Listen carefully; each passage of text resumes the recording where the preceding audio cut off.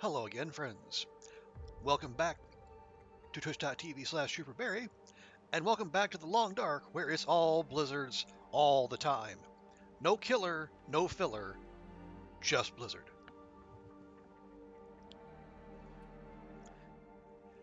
So yeah, we did what we wanted to do last time. Then we got to Forsaken Airfield. We got the handheld. We did not manage to repair our bearskin bedroll because rumble 95%, rumble, rumble, rumble, rumble. But anyway, we're not still bitter. No, we're going to soldier on, and we have the down to make the fancy down bedroll. Now we just need, you know, a bedroll. But we'll get there. Hey Oliver, hey Nog, good to see you both. How you doing? How is your Sunday going? I know it's early for Nog.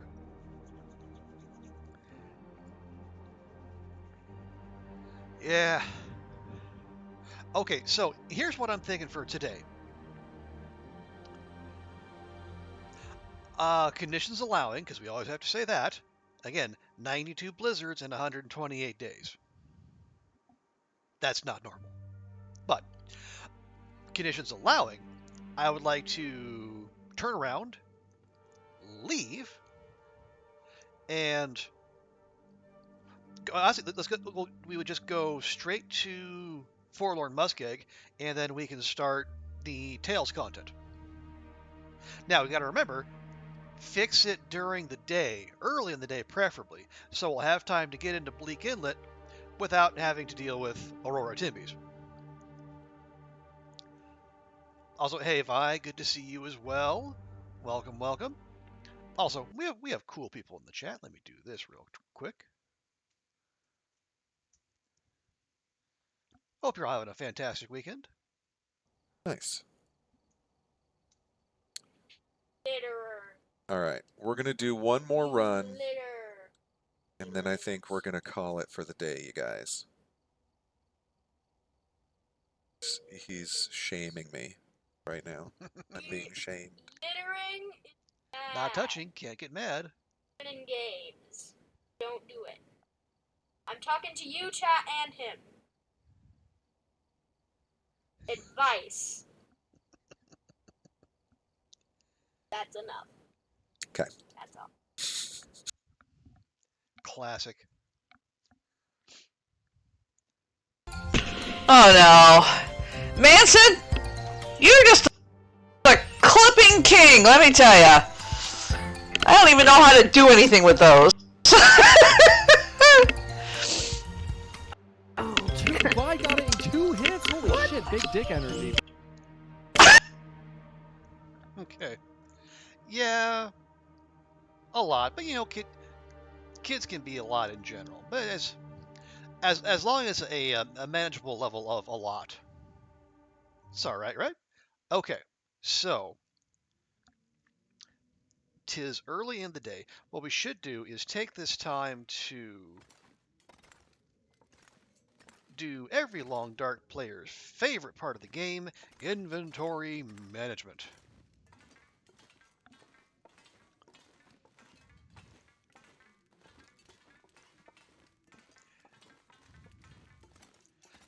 Because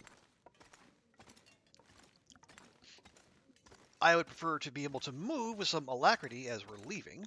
So if things take a turn, we can, you know, get out of dodge. Okay, what do we have? We're overburdened right now, because of course we are. Yeah, we definitely we'll keep the sticks, that's fine. The leather, okay, fine, that's all fine. Definitely keeping the down on us.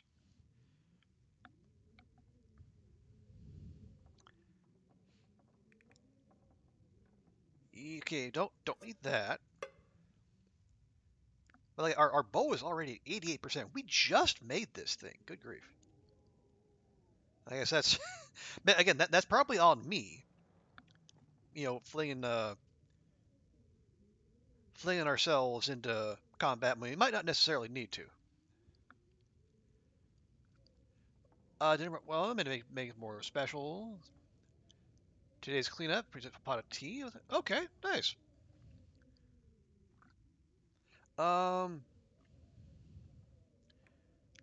Okay, do we need the pry bar? Might not need the pry bar. Oh, water. Okay, we are short on water. Well, we can take care of that pretty easily. Also, hey B, welcome in. Good to see you. You're gonna lurk while you get some sketching done? No worries. Appreciate you being here. Okay, do we need 7 accelerants? Arguably, no.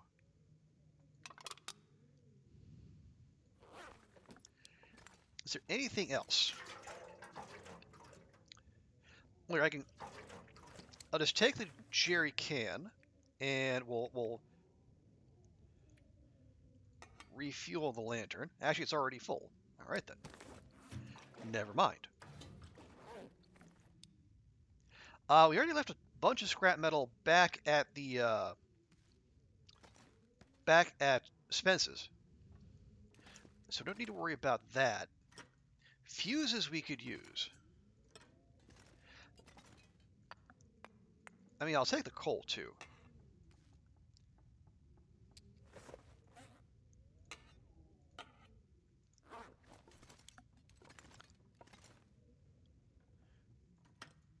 Yeah, because I think it's yeah, it's 2 wires and 3 fuses per repair.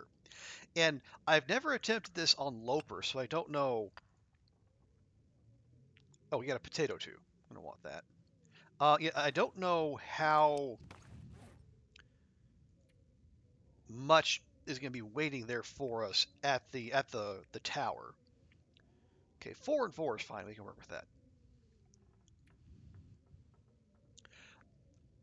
Oh, also, let me go ahead and do this.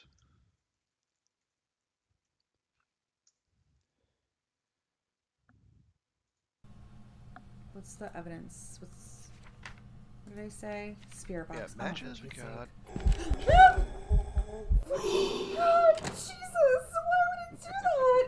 It like teleported on me. That's a wraith. It's got to be a wraith. Get me out of here. No.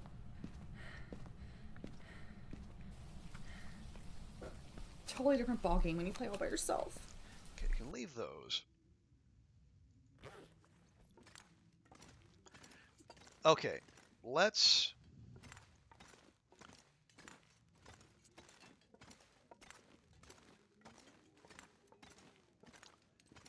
Yeah, so we'll grab some water, and then we'll head out. We'll stop by Junker's paddock on the way out, just because it's on the way. How much coal do I have? 8. Well, it's a lot, but at the same time, we might need it. Okay, we got that one. How much do you have?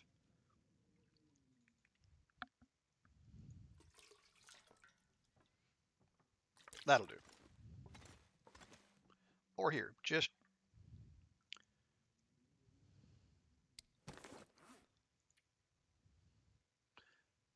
No, here, just drink. We'll drink that down to a bitty bite.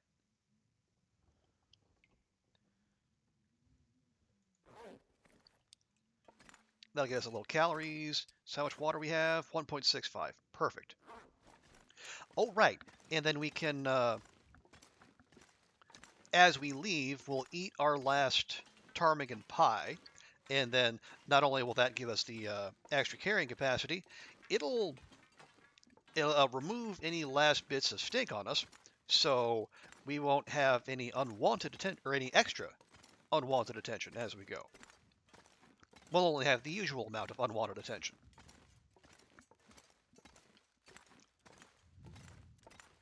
Right, yeah. Scrap metal, no. Salt, I'm plenty salty as it is, thank you. Painkillers, Drugs, Yeah, accelerant, okay. And light shell is whatever.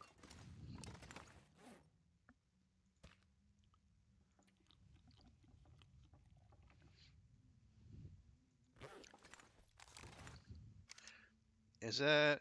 Oh, right, and then we did lose an arrow late in yesterday's stream, because the animals, who are all working as intended. Let's remember, basically they were coming up to us about 3/4 of the way and then turning around and fleeing. Except for one who kind of didn't know what he was doing, took an arrow, and then just decided to run to the hills, as doggos are wont to do.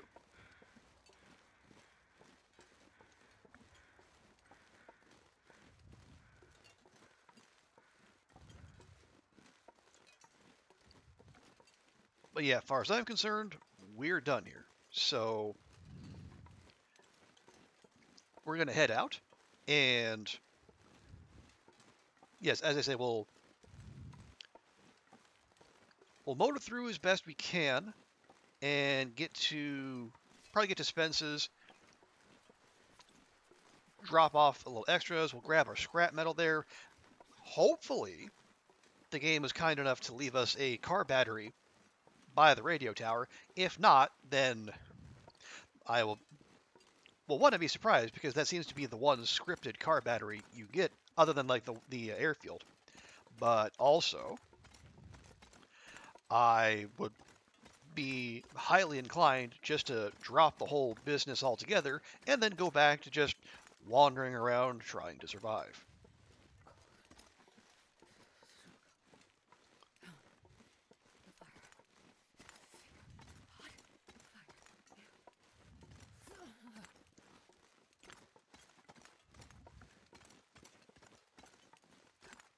But yeah, I mean, it's not even that early in the day, and we still have 3 down arrows, which again is to be expected. It is the airfield, after all.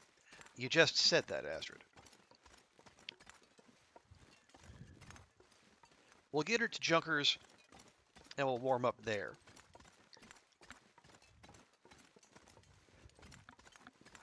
Now,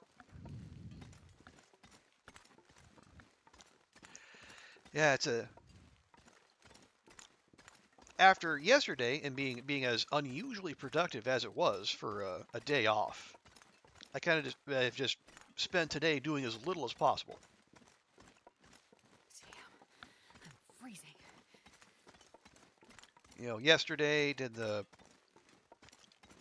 laundry, went to the tailor to pick up some clothing to repair, and then the slacks, I left them that had a bust a seam down the outside of one of the legs.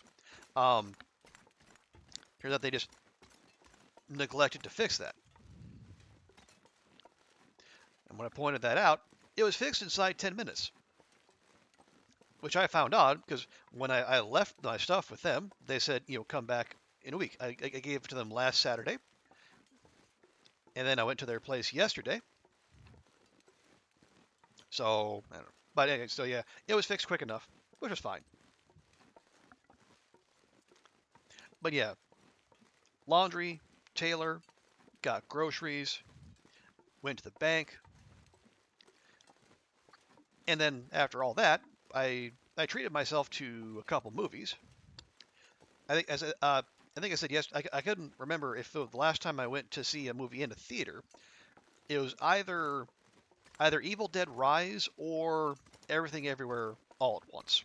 Probably the former.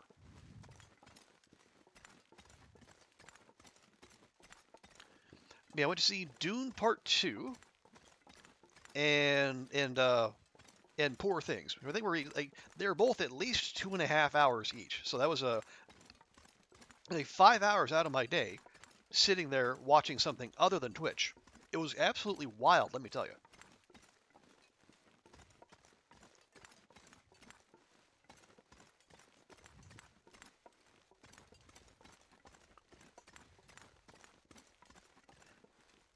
But I am hoping that, because I found out, it was Friday, I found out that I thought I was only going to be prevented from working from home for 2 weeks when our new hire came on, and that this coming week I'd be able to go back to my usual routine of working from home Monday, Friday, being in the office Tuesday, Wednesday, Thursday. And then Friday at like 4:45 p.m., boss says, "Hey, let's have you work from the office all of this week too. You know, just in case. Not thrilled by that. You know, that the new hire seems to be finding his feet just fine, but you know what? Okay. Not thrilled, but I will endure. Now, if this happens again this coming Friday, then I will go from enduring to being suspicious. Because there has been pressure from on high to have people in the office more often. Like, we went from being able to work from home, you know, just all the time during the pandemic, and then they said, okay, well, let's have you in the office 3 days a week. And then middle of last year, they said, yeah, we actually want you in the office 4 days a week. And then now there's a push to have us in the office 5 days a week.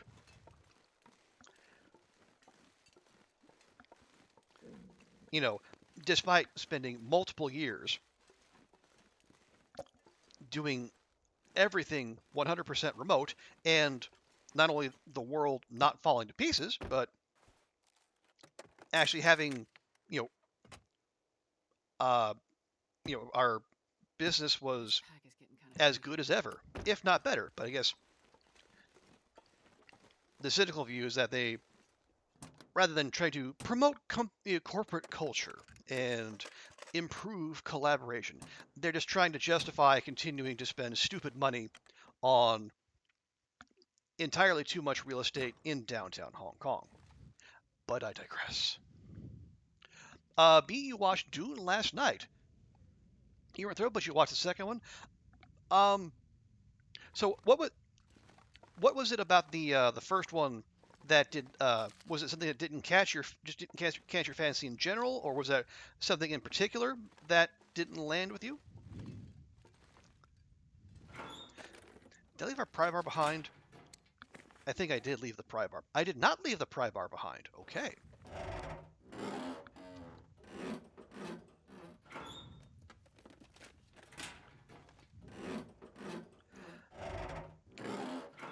I might just ditch this here. Because unless I miss my guess, we'll have one waiting for us when we get to the tunnel. You just found it hard to follow? Honestly, fair. I mean, that is the, that's kind of Dune in a nutshell.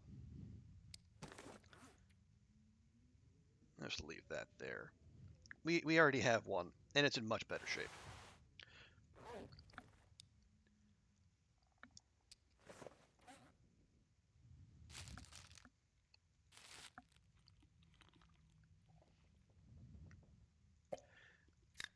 Then we'll have that. Okay, that'll top us up most of the way. I'm going to drop the pry bar. Let's warm up. There we go. You knew the gist was going on, but I felt like you weren't understanding the complexity of the characters or the houses. Honestly, from what I remember, the only houses you need to concern yourself with, at least as far as the movie goes, I have not read the books myself, so I couldn't say, but like, as far as the movie goes, it's the Atreides, House Atreides, House Harkonnen, and I guess the Emperor, if you want to care about that.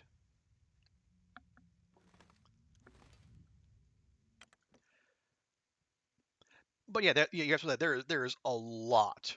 There's a lot of politics, a lot of a lot of dynastic concerns, and a whole lot of space opera.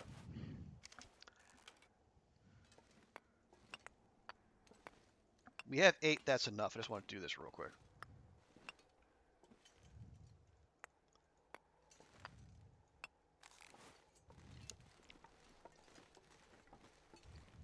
Dude, it's hard to translate. Yeah, you're right, Nog. That it is much more suited to a miniseries than to like just even like a 2-part movie series, because there is just so much. And even then, like, I think from what I heard, Denis Villeneuve felt the need to kind of stray from Frank Herbert's vision and focus on Paul not wanting to be a hero versus the original portrayal.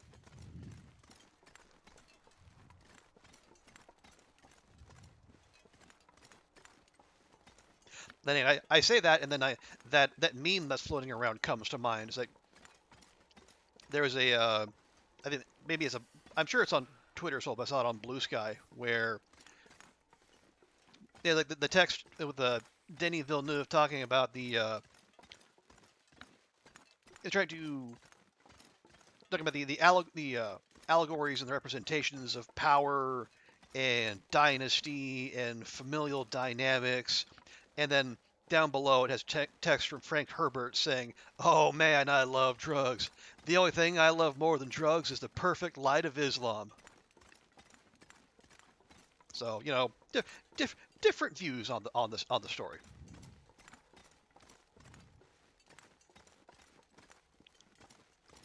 Like you guess what's happening, but you can use a lot. But yeah, that's fair. I think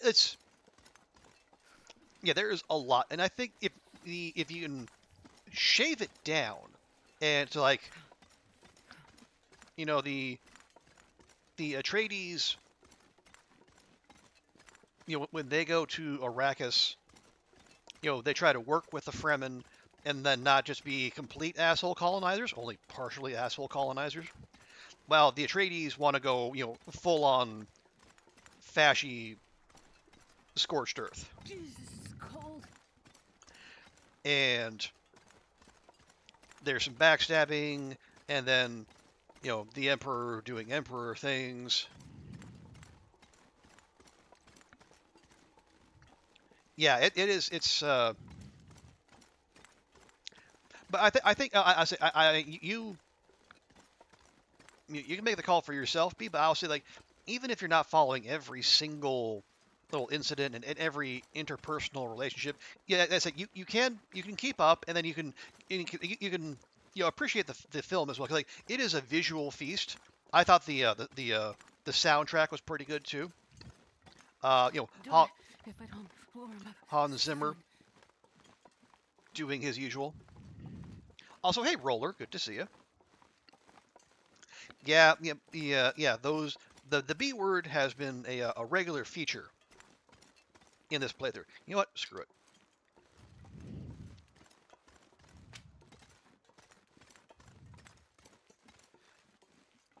I'm gonna find somewhere and we are gonna stop. Just because I feel like we're gonna bleed a ton of condition if we don't. Did I check this? Of course I didn't.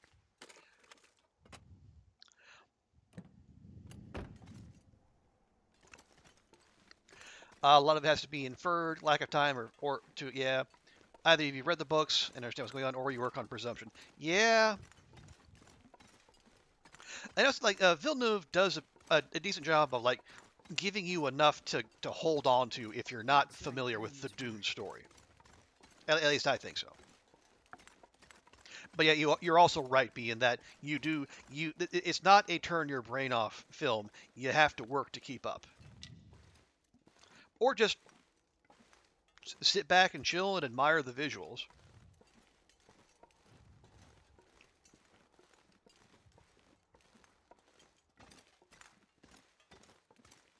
More coal, you say, game? Don't mind if I do.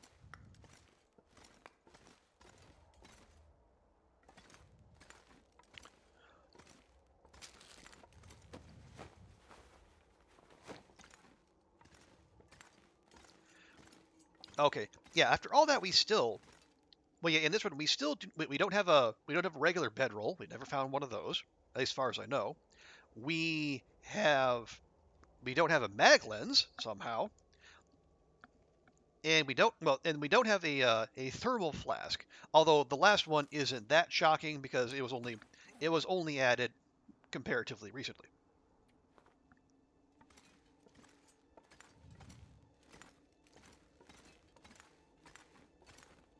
Okay.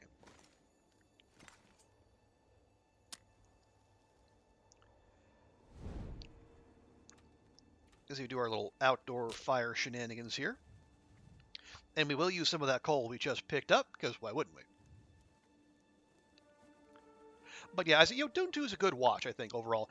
It helps if you saw and liked the first one, but if you, I will say B, they also do give a recap in the first few minutes. So if I mean, you probably wouldn't need it because you just recently saw the first one, but I guess for people who haven't, they have that there for them.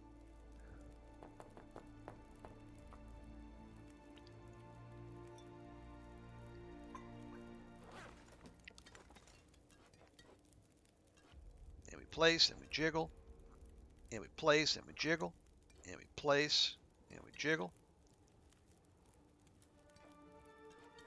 There we go. Plays and jiggle. Plays and jiggle. Plays and jiggle. Plays and jiggle. Lovely.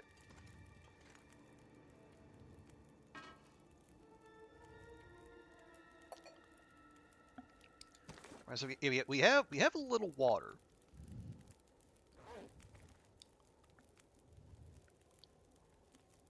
A little more couldn't hurt.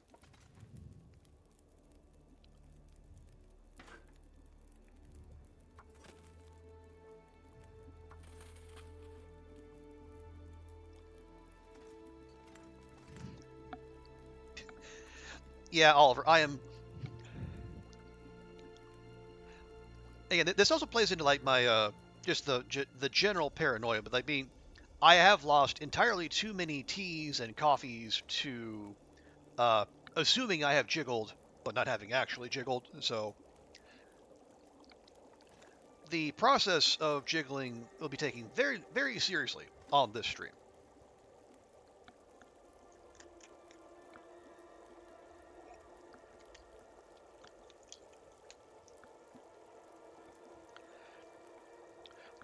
So yeah, we'll just make up some. I think we might. Let's see, what could we cook up?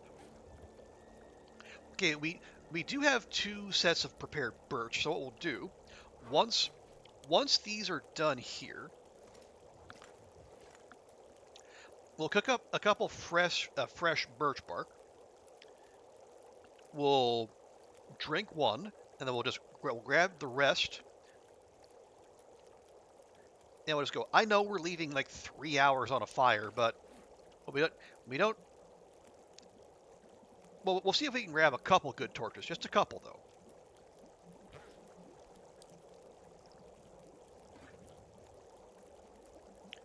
Okay, very good. Very good. Please for to cook the birch tea. And the birch tea.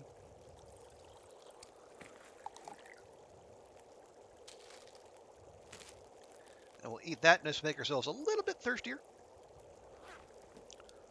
And also top up Astrid's Tum Tum. Okay, good, good, good, good, good.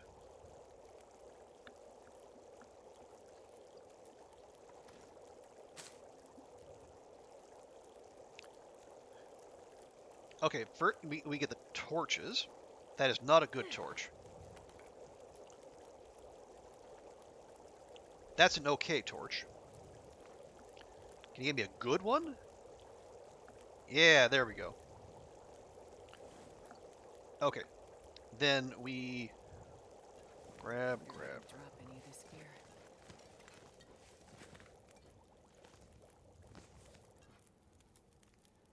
We consume.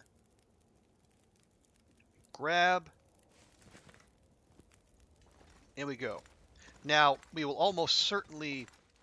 I feel like the torch is going to blow out here at some point, but you know, we'll take that extra warmth bonus as long as it sticks around.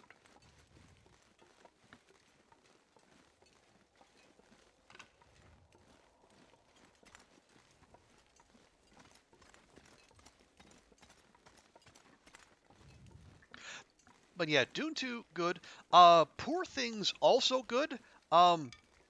Right, you'll probably see that in like a lot of the best of lists.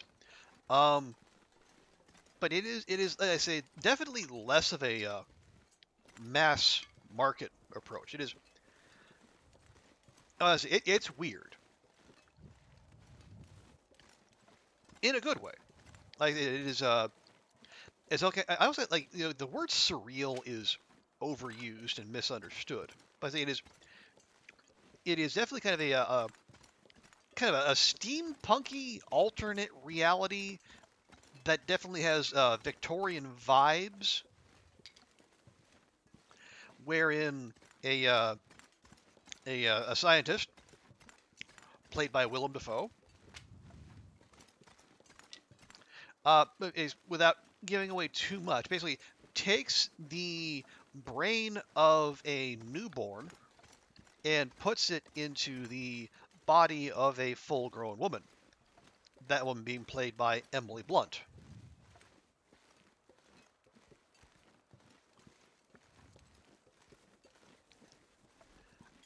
And it goes some strange places, but it asks some, some pretty hard-hitting, accurate questions. And even though it is a Victorian setting, the questions it asks also, very applicable today. Say the main character, Emily Blunt's character, I think she develops, mentally quite quickly. So she starts out again doing things you would associate with the newborn, but before long she is, having adult conversations about, adult topics, and I mean that in every euphemistic sense of the word. And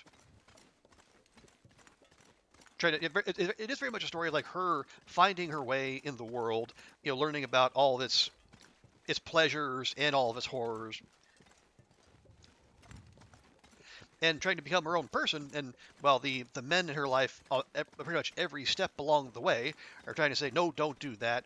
You can't do that. Polite society doesn't allow that.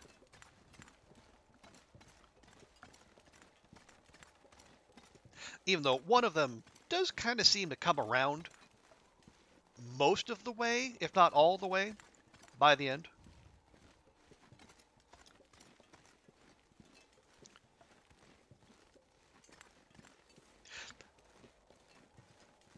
But yeah, it is. I mean, there was a part of me that wants to say, maybe it's more of a definitely not a take the family movie. Maybe it's more of a date night movie. But then, maybe depends on the couple and their preferences. Like, there is a lot of nudity and a lot of sex in there.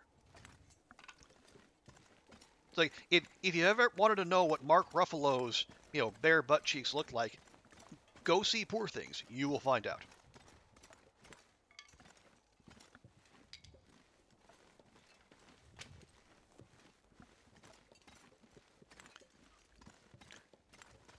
Also, why am I picking up sticks? Okay, that's all cold. And we almost have 50 sticks. Why? Because I'm a creature of habit.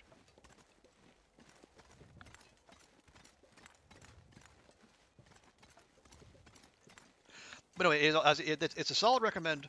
But again, maybe for a different kind of audience than the broader appeal of Dune Part 2.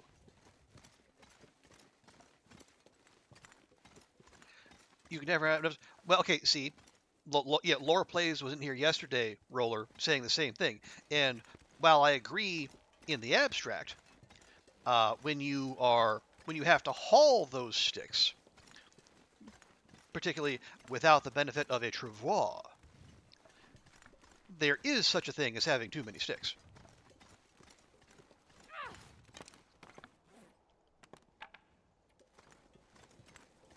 Because having them is nice, but being able to move with a certain level of alacrity is also nice. But there, even 50.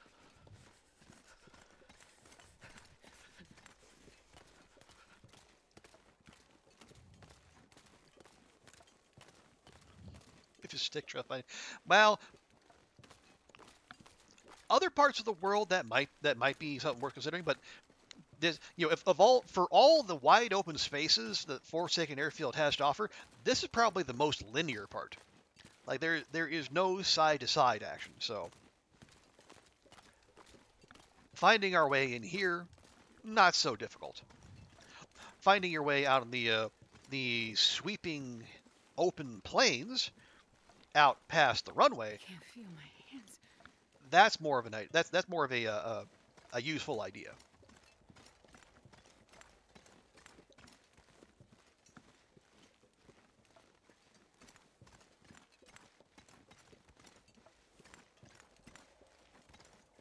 Physically, don't pull them away. Do sticks get blown away if they're out in the open? Did I miss that development? Or are we talking about them getting jumbled around in the event of a blizzard, let's say?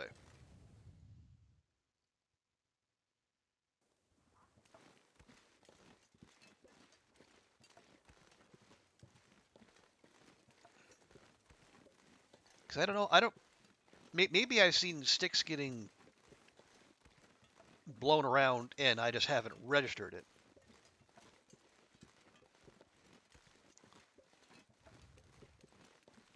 It's a goddamn freezing. As far as you know, they don't? Okay, well. But yeah, I think. I always say, like, if there's a. Yeah, I was thinking the other. The potential variant on that would be, say, if you have cattail heads, leaving because that actually gives them a further use beyond tinder. But yeah, where fire starting 3 was long ago for us, so we haven't carried around cattail heads intentionally in a good long while.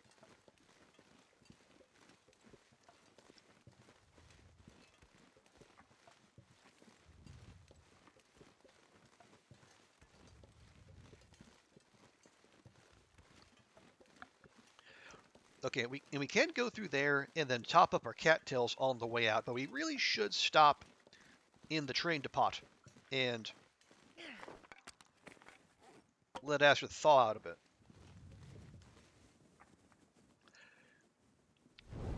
Someone should test it. Drop sticks in a blizzard. Yeah, see, they're still around. Well, maybe. Although, yeah, I wonder, like, so is that, would the game make a differentiation between sticks left by the player and then just sticks that were there in the environment? It's like, things you leave, like, they don't despawn out in the open. They despawn, I guess, unless they're bags of quartered meat.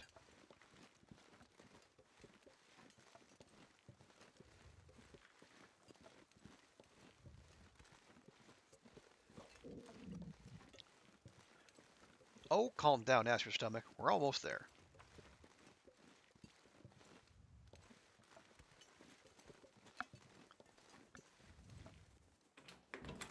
There we go. Thank you. And we are warming up. Lovely. Let's just go ahead and make that warming up a little bit faster and a little bit more efficient? Sure. Efficient, let's call it.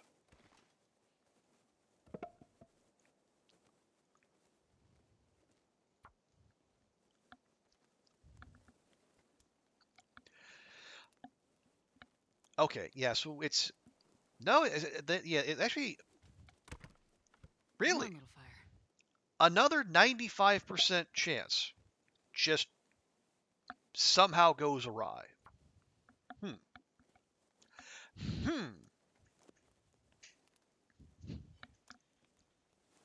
Come on, little fire. Come on. 2 95% chances in a row.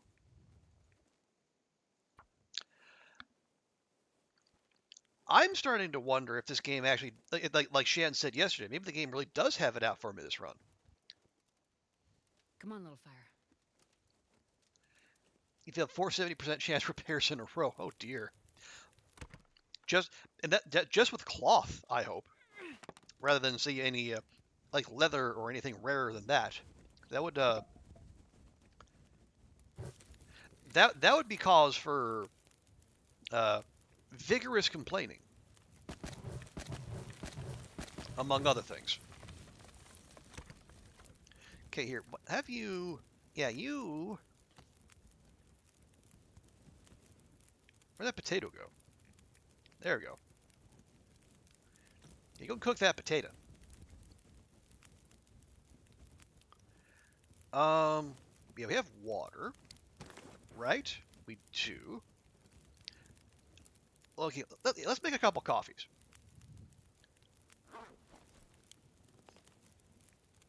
Just a couple. Do to feel a rapid repair later. Oh boy, that does hurt. Because that feels like that. I know it's way too late for that, but I feel like don't you dare. Okay.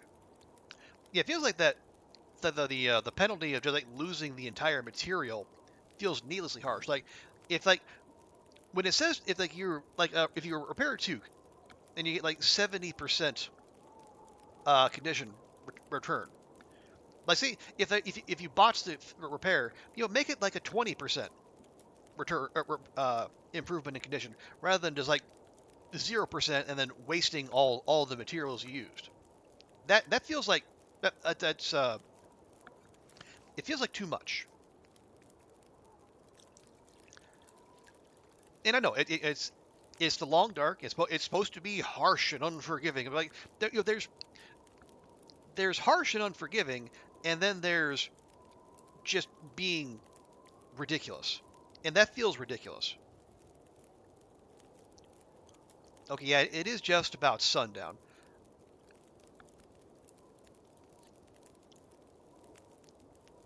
But we're only like halfway down on energy.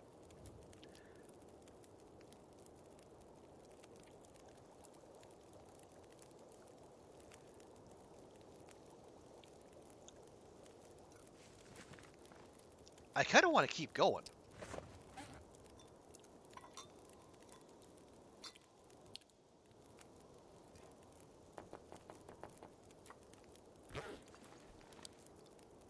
Okay, we'll deploy the teas and the coffees.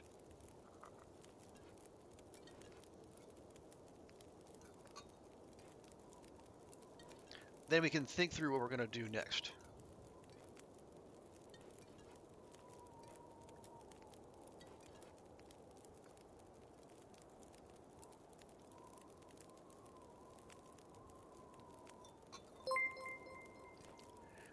And one more. The circle of teas and coffee is complete, just in time for a dauntless raid. Daunt, welcome in, people with the angry bean juice and the people of the soothing leaf water. Come together as one. How you doing, Daunt? Thank you so much for the raid. How you doing? How did the stream go?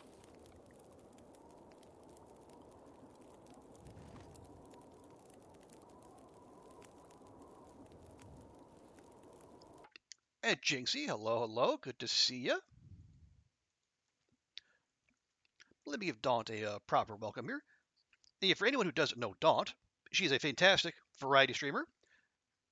Plays a lot of cool games. I like hanging out at her stream. And if you like the vibe here, you will like the vibe on Daunt's stream very much. But let me give her a proper welcome here. It was good. Did a boss fight. Game's very fun. Nice. I love how we're like going with. I love the idea that we've just left him out there. Oh, what a time to raid.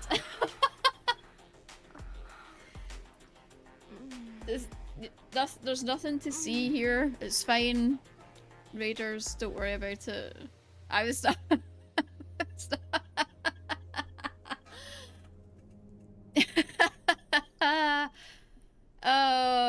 Thank you for the raid. Welcome in, everybody. We're just getting started, actually. That was fucking hilarious. I hope you had a good Cyberpunk stream. Yeah, Daunt usually plays some more. So anyway, we were heading. Games, she's played Cyberpunk to Takamura. As you can see, clearly enjoyed it. We were just. She also, I think you're currently playing the new. Yes, everyone was it arrived Jedi Survivor together there. Very nice. Well done. Now, I deserves a round of with applause. names, but I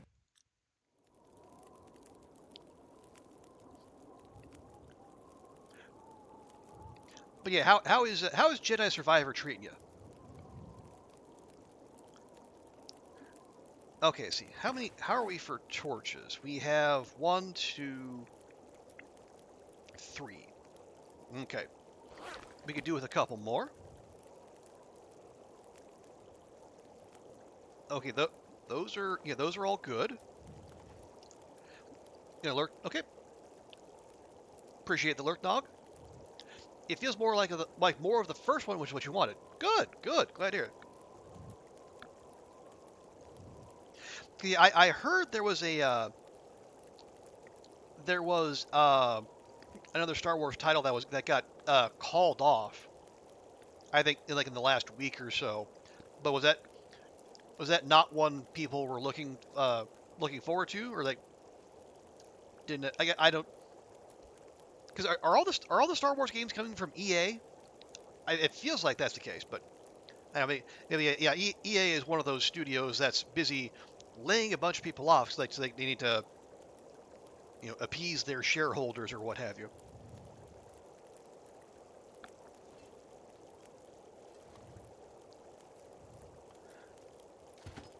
That's got 21 minutes. That's got 36 minutes till it burns. I just want to wait on that because eating the cooked potato will also give us honestly, the warming up bonus probably won't last all that long. Yeah, let me go ahead and eat that now. Not going to give us that many calories anyway. Yeah, now we're down to coffee, tea, and cattails. Which is not exactly a place I want to be, but, it's Loper, so here we are. Oh, also, anyone who came in from Daunt's raid, and you don't know me, first off, hi. Asna, I see you in there. I am Trooper Barry. I call myself a long dark / variety streamer. I play a fair bit of the long dark, which is what we have here. Peak survival game, if you ask me.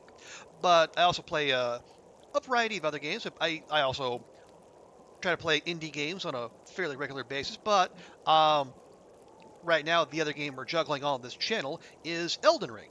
That small indie title that no one's ever heard of.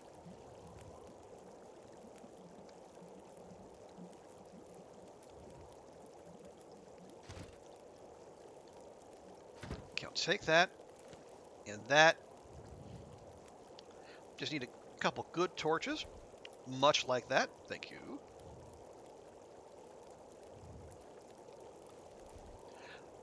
But yeah, with that wind out there, it's probably going to be...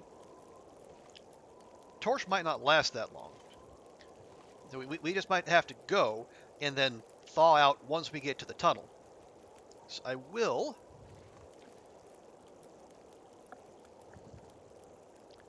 Yeah, okay, we'll just... Grab. Could really do with one of those thermal flasks, but unfortunately we don't have one at our disposal.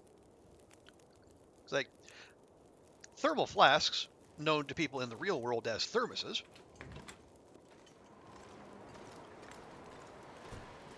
they were okay. Yep, there we go. Yeah, they were added to the game in an update back in December, and so you can put hot drinks in there and then keep them hot for longer, which is a great thing.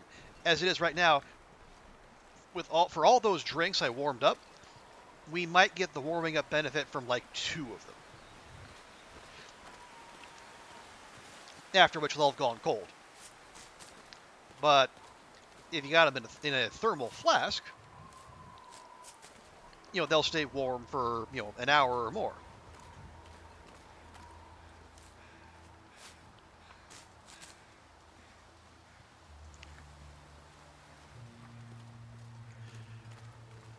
So we'll have to keep an eye out for that as we go, back towards civilization.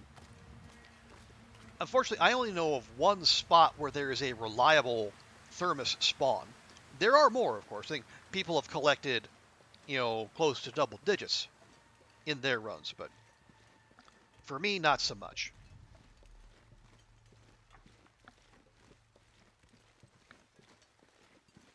So what we're doing, we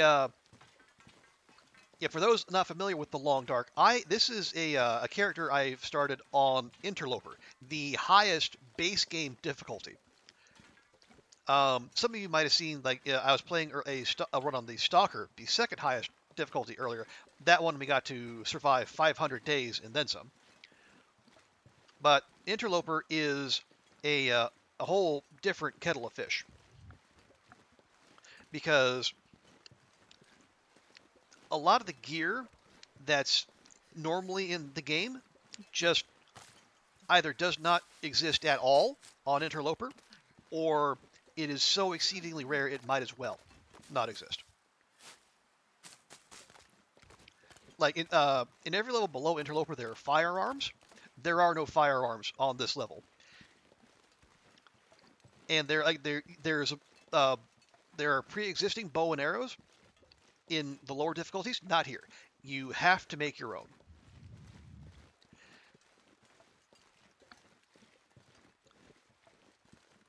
And also there's knives and hatchets, very useful tools. Those also do not exist on this level. You have to make your own. So the early game is very much a scramble for, you need a heavy hammer so you can make arrowheads and the improvised hatchet and knife. You need a hacksaw so you can get scrap metal and cut down maple and birch saplings that you need to make the bow and arrows. And that's in addition to the the food, the water, the matches. Oh, and a bedroll, which, unlike every other level, you don't start with. Okay, we got 18. You know what? We got 18 minutes. I'm just going to go ahead, see if we can find a hot one. Yeah, we'll just drink that now. See if we can get back some of that condition we've been bleeding because of cold damage. So yeah, the early game on Interloper is very much on rails compared to other levels. Once you have all that stuff sorted out, it's easier to survive. But the other big difference is also, like, high tier clothing items don't exist, so you have to hunt to make animal hide clothing out of rabbits, deer, wolves, and if you can find them, bears and moose.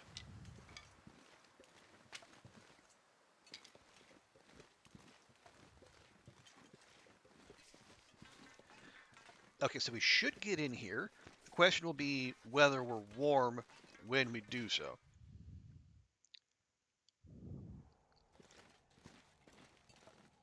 And we are not. Oh, goody.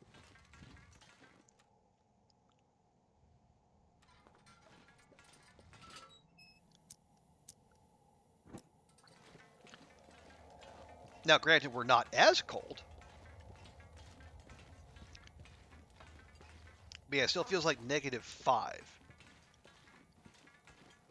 And that is an issue. Because I was hoping we could warm up in here.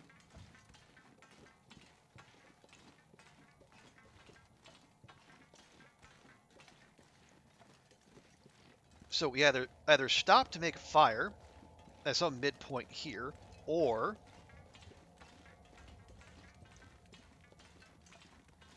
let's see. Yeah, on the other side is, there's going to be a more exposed part until we get to a cave system. Maybe the cave system will be warmer. Maybe not.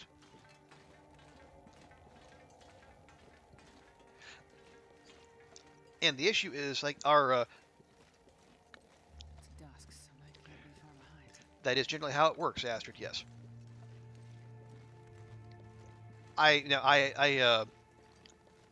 Well, I mentioned making clothes out of animal hides. I also have a bedroll, or a sleeping bag for you Americans. Have a bearskin bedroll that is like one of the warmest items in the game. Problem is, its condition is only about 50%, so we only have about half the benefit. And I tried to repair it during yesterday's stream, and somehow failed a 95% roll.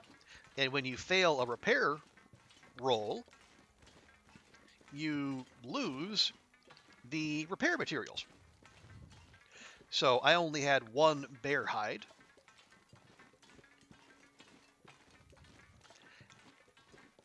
And I was crestfallen, to say the least, because if we actually want to fix up our bearskin bedroll, but before it takes more damage and continues losing the warmth it gives us, we're gonna need to bring down another bear. And with the lack of firearms, that's gonna be a little difficult. Fingers feel numb.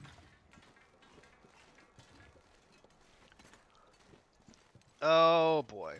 Okay.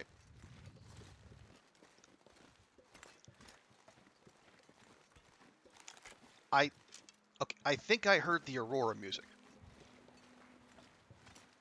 Okay, yeah, no, I hear the crackle. That's an aurora coming. Okay, we need to hustle our buns indoors.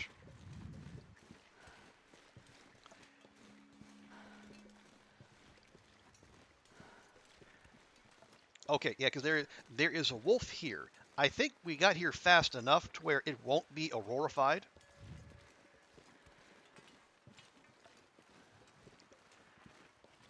But yeah,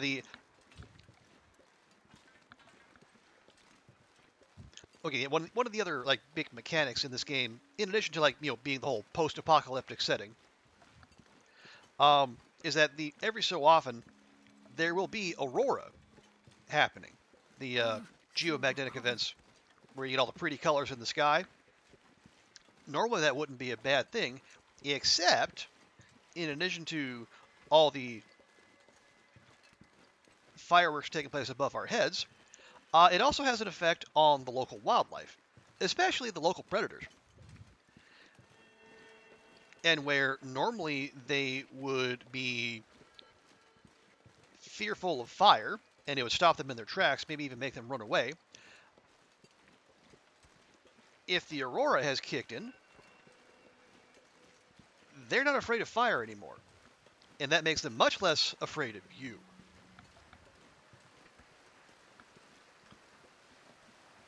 So you either need one particular piece of equipment, a flashlight, which can at least deter them, but it does not hurt them, and it does not stop them.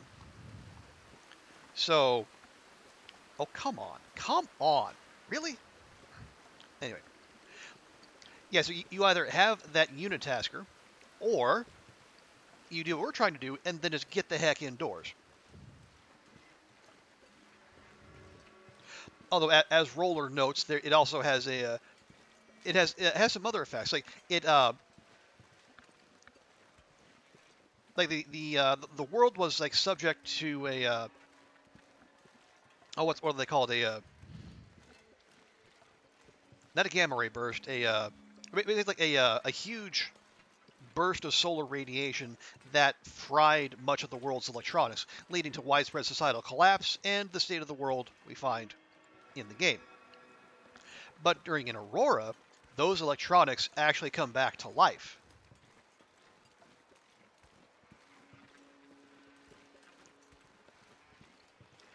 Which can be a good thing. There are things you can use there that you can't always use otherwise.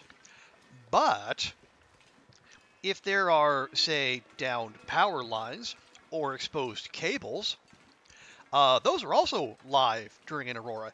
And if you happen to step on one, well, that's your run done. Okay, we could... Sorry, okay, our hypothermia risk isn't bad. Not good, but it's not bad. So what we could do, we could try to push through... We can take the shortcut up and over, go across the bridge,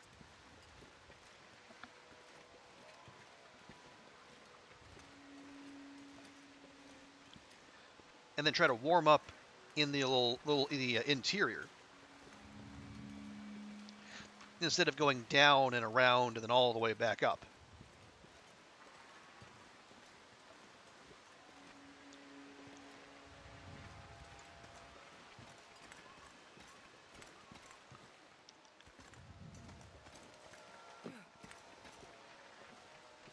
There you go. Now you can go back the other way. I've seen people do it. It looks like way too finicky of a thing for us to do, especially at a time when we are freezing to death. So hopefully there is a pry bar waiting for us. Right there, maybe. Means we don't have to go searching for one. Just lovely.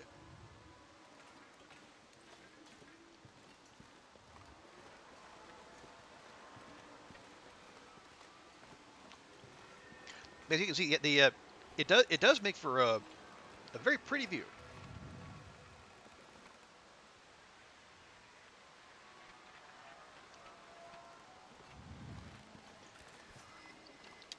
But I strongly, if you're going to take screenshots during an aurora, I do strongly recommend doing so in a place where you know no wildlife can reach.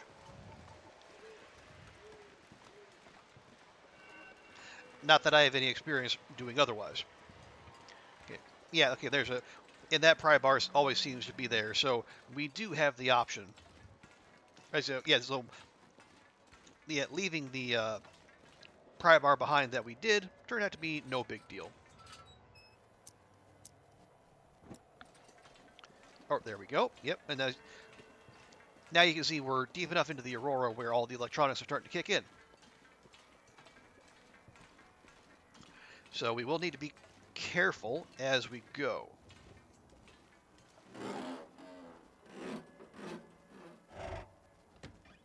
There we go. And we are warming up in here. Fantastic.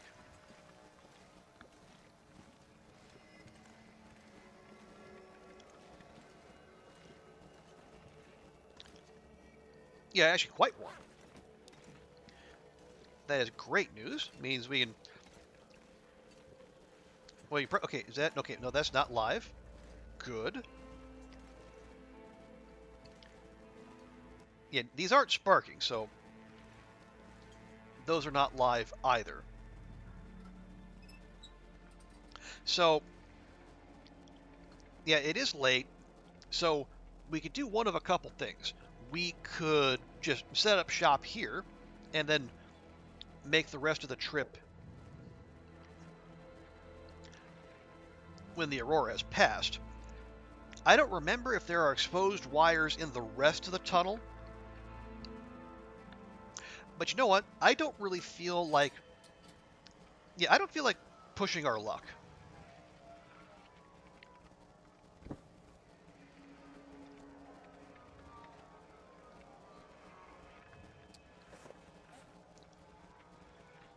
Okay, we'll have to go through more cattails. That's fine-ish.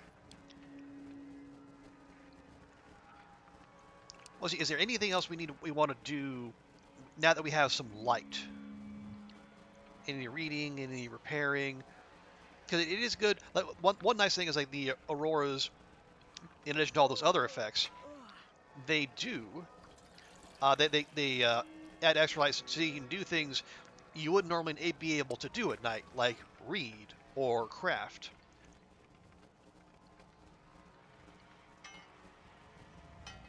Let me go ahead and leave that. Don't need that anymore.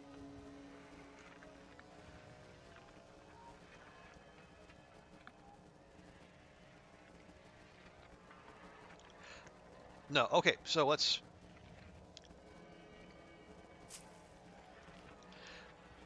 Make sure Astrid has enough calories to get her through the night without starving and thus losing our well-fed buff, because that would be very bad, seeing as that we're already rolling heavy. And then we'll have another birch bark tea, try to get back some of that condition we lost from being cold. Top the rest off with water, then we'll put her to bed.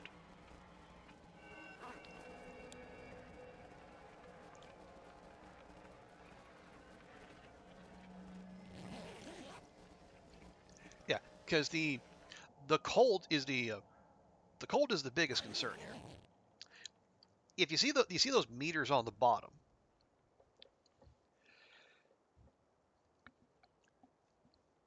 so you got from the left side you have temperature, like your energy or your fatigue, your hydration, and your hunger, or your satiation, I guess. If the so the as long as there's some white in those bars, you're okay. But when they empty out, you start taking persistent tick damage. Like if your fatigue bar or your hunger bar empties out, you will take 1% of your HP in damage per in-game hour. If your hydration one empties, is 2%. But if your cold meter empties out, like we had a lot of trying to get here, you will take 20% HP damage per in-game hour. So it behooves you to, above all else, stay warm.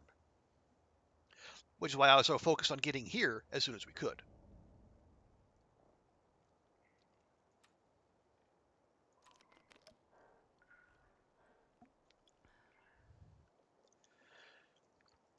Okay, it's still a couple hours before daylight. What we can do, we'll just pass some time, make sure the sun comes up.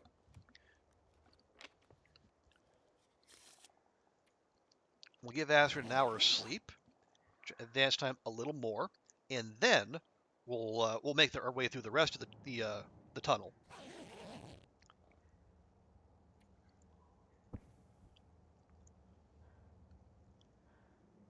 Now, before we do, cut more cattails just to make sure her tummy shuts up.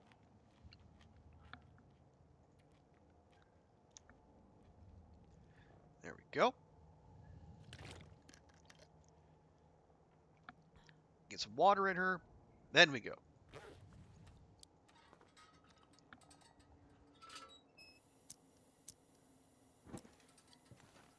Okay.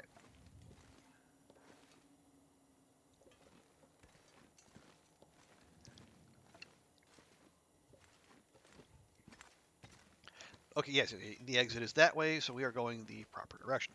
So,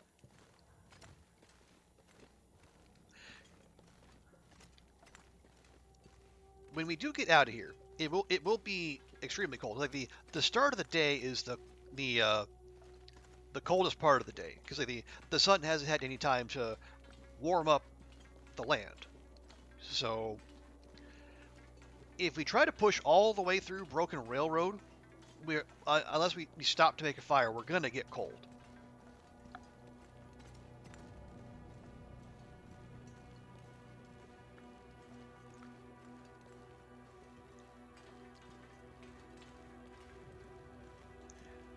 Do I? Okay, we did do that, and we did that. Okay, just making sure.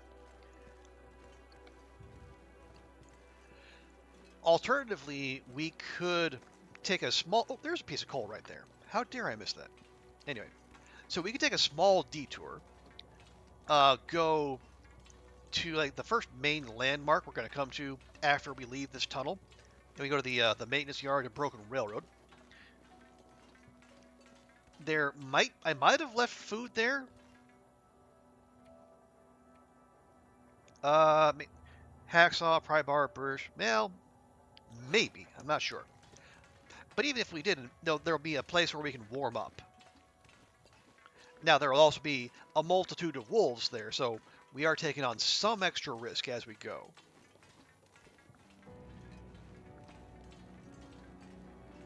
Wait, are we? Yeah, we're actually not warm in here anymore, which is weird because we were warm back there. Okay, well, then that tears it. We're going to have to go to the maintenance yard. And another pry bar. Another piece of coal. Wow. That is... Yeah, I probably just missed those on the way in. Because I know I wasn't looking for a pry bar. And oh, wait, that's just a... This'll come in handy. Okay, not quite a mega torch. More like a B- torch. 74%.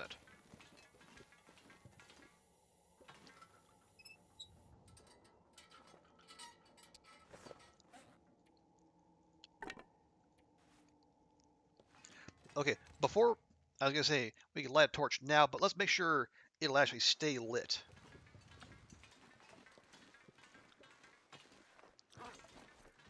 Yeah, wind chill -18.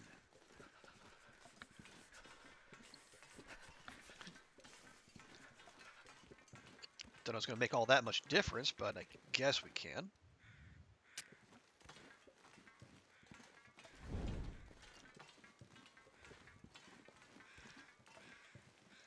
Okay. Always making my head feel thick. So far, so good.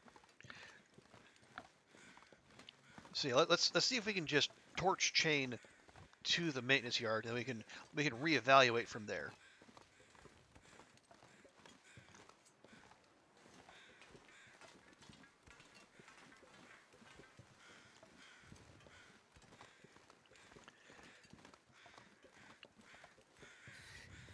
It's too cold to think. Well, good thing, Astrid. You don't need to think. You just need to keep on matriculating yourself down the tracks. There's another pry bar. Good grief. Hinterland really wants to make sure you're able to get into that tunnel, which, admittedly, understandable. Although that one is particularly well hidden, because like if you're going that way, if you're going toward that tunnel, you're not going to look back toward that train car and then look under it.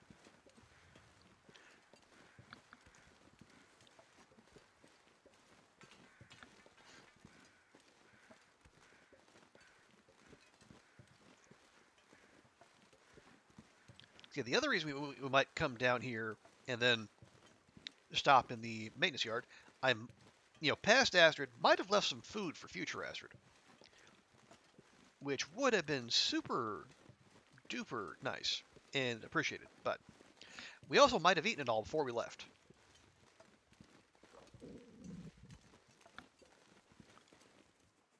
But yeah, there's definitely some doggos about. Speaking of.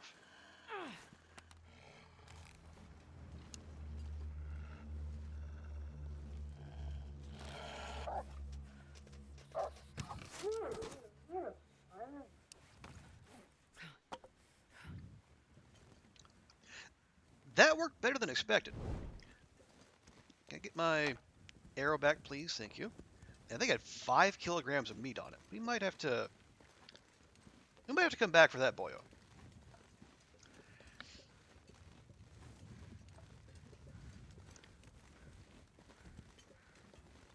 Yeah, normally I don't. Like, it might just be like a habit developed over playing on other difficulty levels. I generally don't like doing that thing where drop the torch. You aim at the wolf over the torch and then actually fire. Usually, either you just pull back and then fake fire so they scare and run, or don't have the torch out at all, and then that leads them to charge, and then to me anyway, it gives a clearer shot. But then it also opens you up to significantly more risk, shall we say.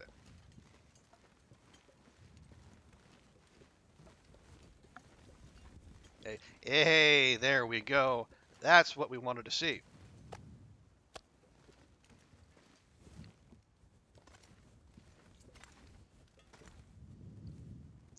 Okay, we're warming up a little in here, partly because of the torch. Alternatively, we could go indoors and really warm up.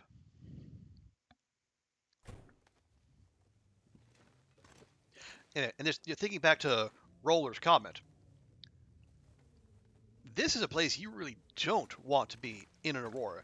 As you can see, there are exposed wires aplenty. So there are lots of potential ways for you to,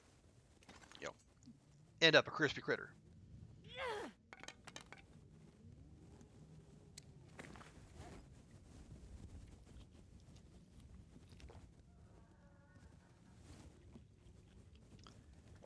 There we go. Nice and full.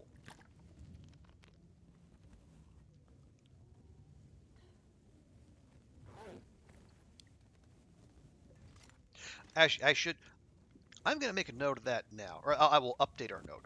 So, yes, we got that. And then meat out front. I normally just list like tools and crafting materials and whatnot left behind. I should include at least note food and water as well. So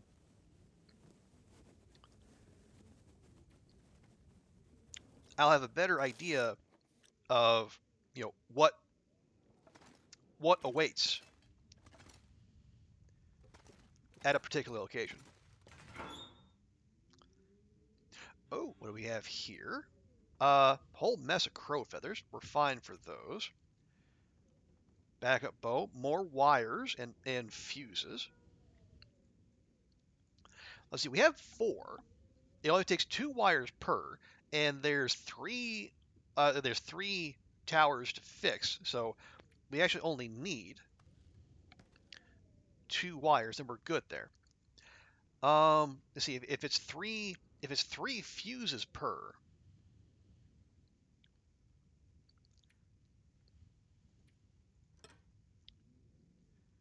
So we're full up there.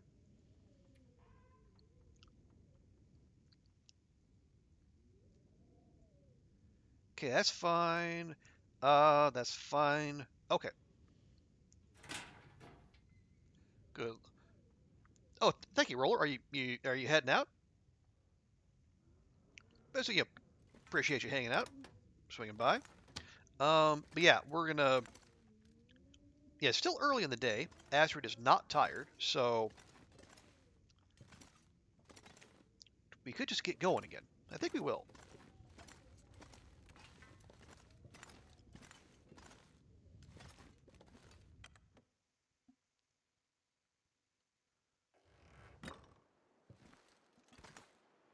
Now, before we go too far, let's just top up our stomach there, and then we'll drop off the rest out the front door. So again, no unwanted attention.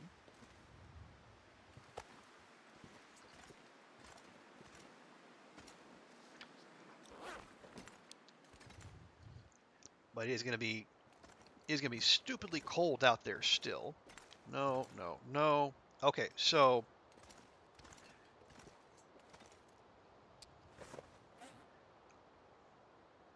yeah, the rabbit skin stuff maybe possibly could you, but no, we should probably get that to at least 20% down before we start worrying about that.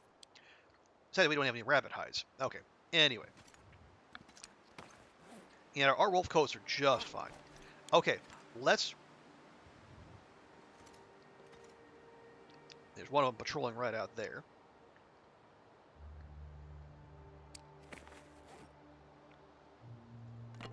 Yeah, let's make.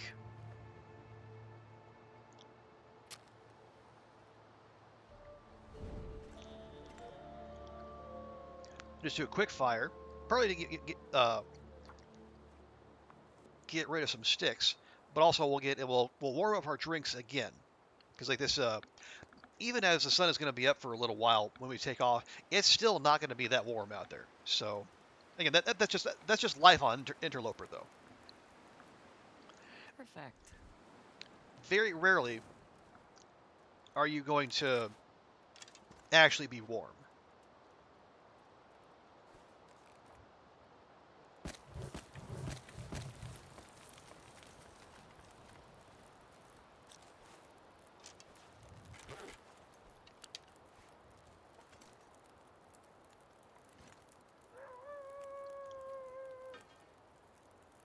I do know we don't have any spare water here, so maybe we can make just like a half liter each, just so we have something waiting for us next time we come back. But also,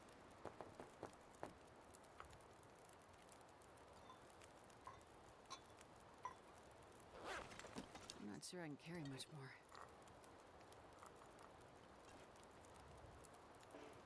come on, there we go.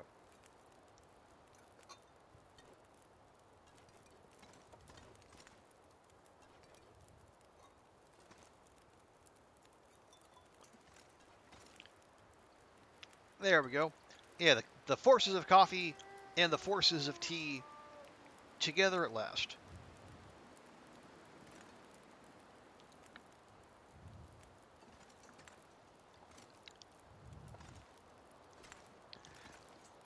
If I could see the wolf out through the window again, maybe we try to take a cheeky snipe at them, but right now I think we'll just let that ride.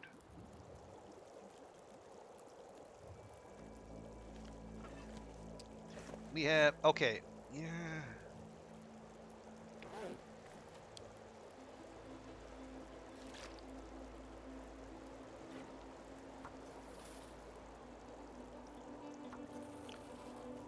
Okay, everyone good? Nothing burning? Nothing burning. Excellent.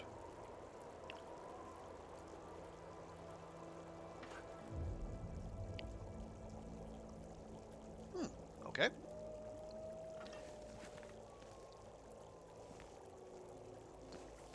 I like the sound of that comparative lack of wind. Wonder if I can drop any of this gear.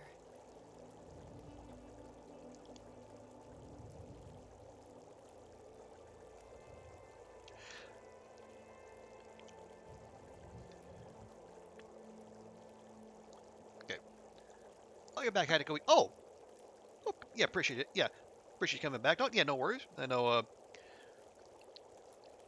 we appreciate any, you gotta go do post-stream, streamer care.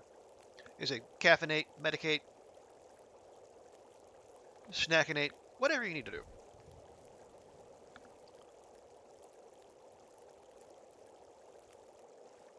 Okay, yeah, that's actually a torch that doesn't stink. Finally.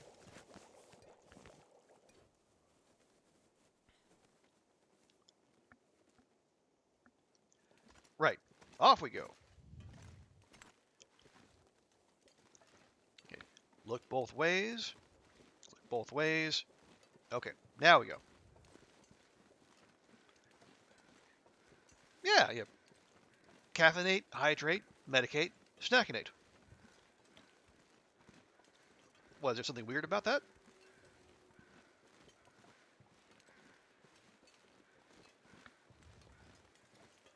Anyway.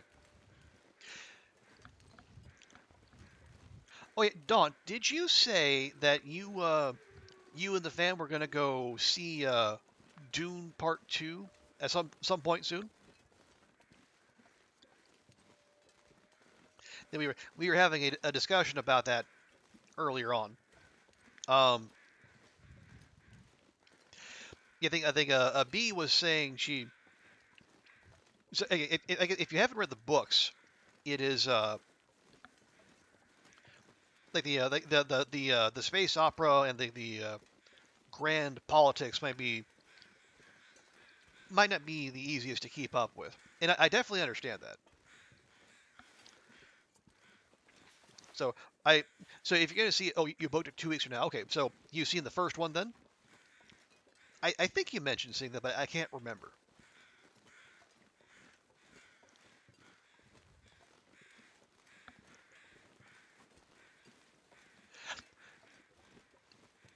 Won't bother. Okay, yeah. Oh, you've seen the first one a few times. Okay, yeah. And I say, like, having seen it myself, I say they do provide a recap at the start of part 2. That's not a spoiler. But yeah, even if you don't have an intricate knowledge of all the houses and their various political positions, it's you can keep up with what's happening. Oh, I don't want to say easily, but like you'll know what's going on, and like who's doing what. I mean, yeah, if you saw the first one, you know that the Denis Villeneuve doesn't use a lot of subtlety, at least when it comes to the Harkonnens.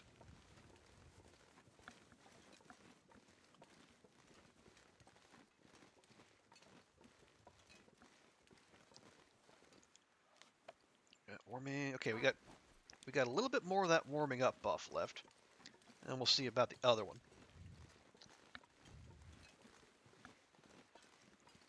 You look forward to it? Yeah, definitely. It's a good watch. Definitely. I mean, it's as much of a visual spectacle as the first one. Now, I haven't read the books, so I couldn't say like how much Villeneuve's reading of it veers from Frank Herbert's original.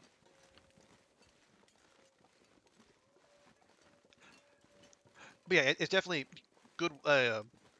Good fun time. It's I think it's like 2 hours and 45. But for me, I didn't feel that. But I had this. I had the same thought after the first one. Now that I think of it, it's like 2.5, 2 hours 45. But it didn't feel like your butt was in the seat for 150 odd minutes. It definitely keeps your attention.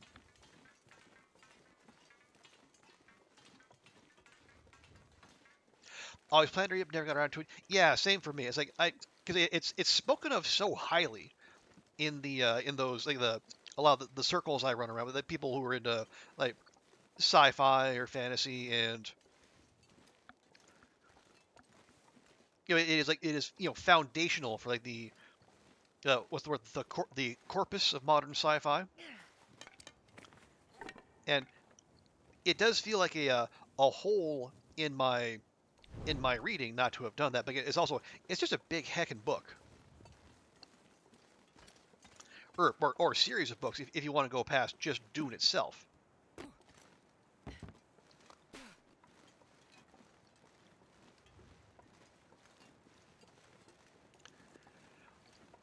Nothing worse than noticing time during a movie. Yeah, because I will say like I don't know if you saw Evil Dead Rise, Daunt, but that one just I was checking the time like 30 minutes into it, and that's deeply disappointing because as I generally I think highly of. Oh, God bless, another blizzard.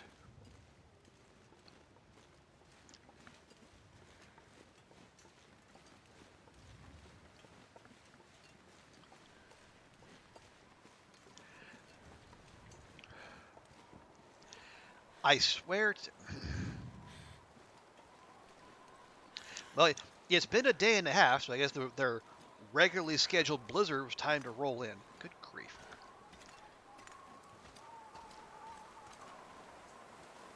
Okay. Yeah, getting back to... It'd be better for us to just go back to the maintenance yard than try to get all the way to Spence's. Come on, Astrid. You've done this how many times before? You didn't? Okay, yeah. Evil Dead Rise was... Because I wanted it to be good. I was looking forward to it. But... I think the way it went about things, and like the device, the plot device that led to the inciting incident was just, too clever by half for me. Starting to feel numb. Yeah, it did not land. Which stinks because like a lot of the horror people I follow and I whose opinions I respect, they are absolutely raving about it, and it bounced right off of me. But that's art though, right? So It's so cold. just I'll lay down for a bit. just stop, Astrid. Stop flapping your gums. Keep moving your feet. But yeah, so it is definitely. Again, given the length of the Dune movies, I was very very pleased to find that I was able to vibe with them.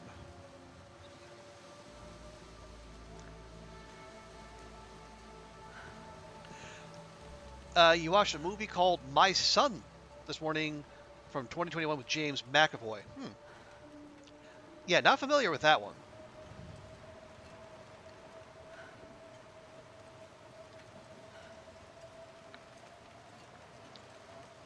It was fine. It felt like someone just wanted to make a movie in the Scottish Highlands starring James McAvoy. Okay. I mean, there are thinner premises on which people have made movies. Okay, hang on.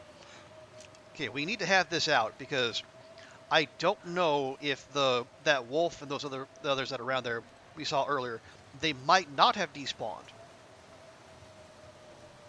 So we need to be ready for them to just show up out of nowhere.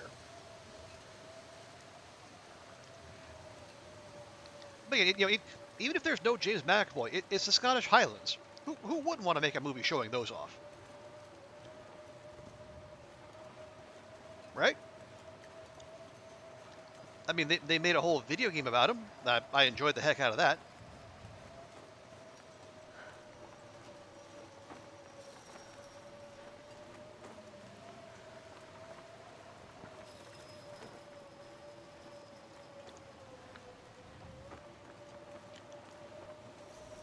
All right, just keep it together, Astrid. We're almost there.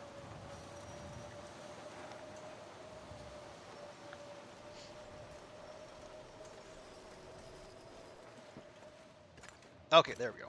And we are warm in here. Good. Would have all been fine, but they added an extra layer of intrigue that never got fleshed out, kind of forgotten. Oh, that stinks.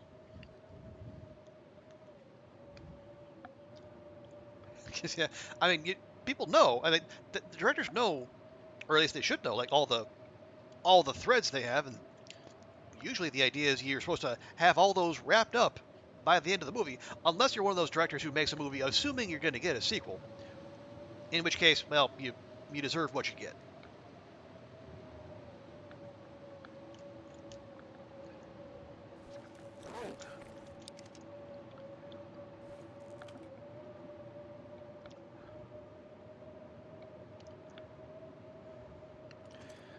Okay. Now, just in case, because I am still a wee bit paranoid about the whole cabin fever thing, I am going. Let's see if we can ride. See if we can ride this out here.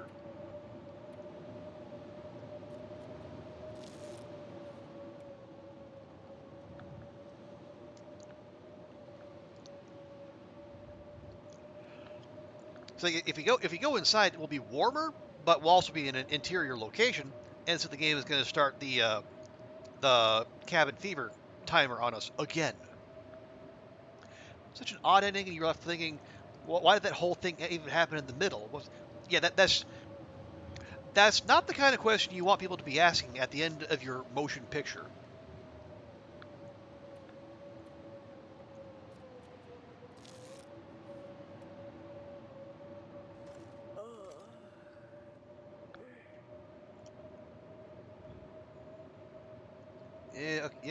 Yeah, we're getting close to sundown. I think this is...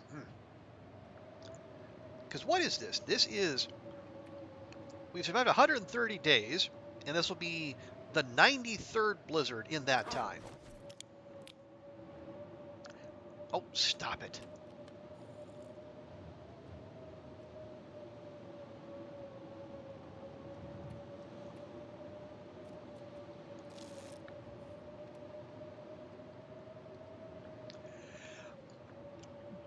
You haven't been keeping up with Sim lately? I mean, that's fair. I can't say I have either. It's just I do catch. Well, part of it is I do listen to a couple movie review podcasts or like podcasts about those. They don't always do new stuff, but the other thing that keeps me gives me hints is my walk to work. Like once I get off the metro, I got to go through a tunnel, and that tunnel is prime advertising space, and they're almost always movie posters up. Like just coming back from work on Friday, there was posters for Dune, for Poor Things, for Argyle, and then a handful of local movies too. So that was easy. You saw Wonka for that ages. Yeah, I think I'll just say it earlier in the stream, Don. Like I could before Saturday, I could. The last time I went to theaters, it was either for Evil Dead Rise or Everything Everywhere All at Once.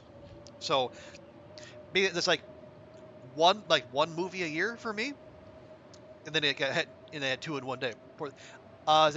Yes, that is. Or is it? Is it Emma Stone? No, it's no, Emily Blunt. Yeah, it's the one where Emily Blunt gets a newborn's brain transplanted into her body, and yeah, lots happens. I also it's a good movie, weird movie. Um, if you ever want Mark Ruffalo looks like naked, you will definitely want to see Poor Things, because you will see a fair bit of it and a fair bit of him.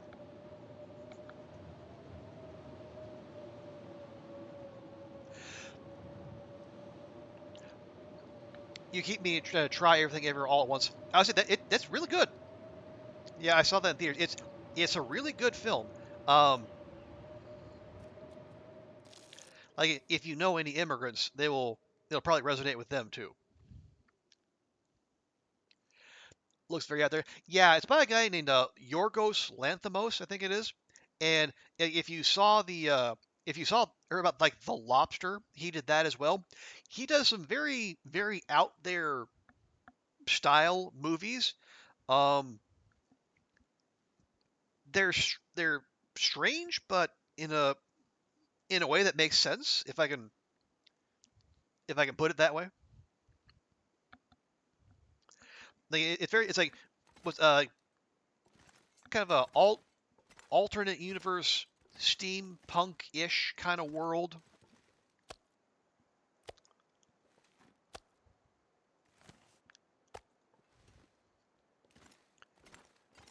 But yeah, it does some neat stuff. It goes some interesting places. Lot of sex, like a lot of sex. So maybe don't have that one on while Mini Daunt is about.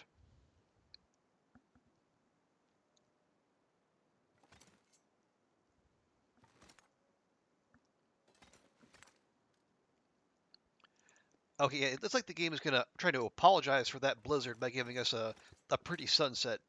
To which I say, the hell with you.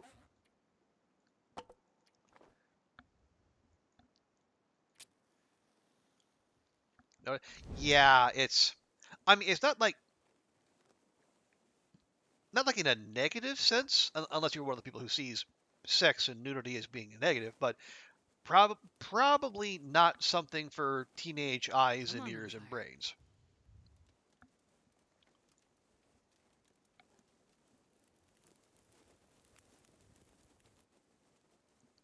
Okay.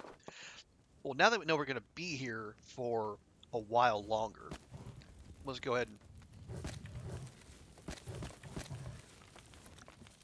get this going. We'll do what I said we were going to do, and then go ahead and make a bunch more water.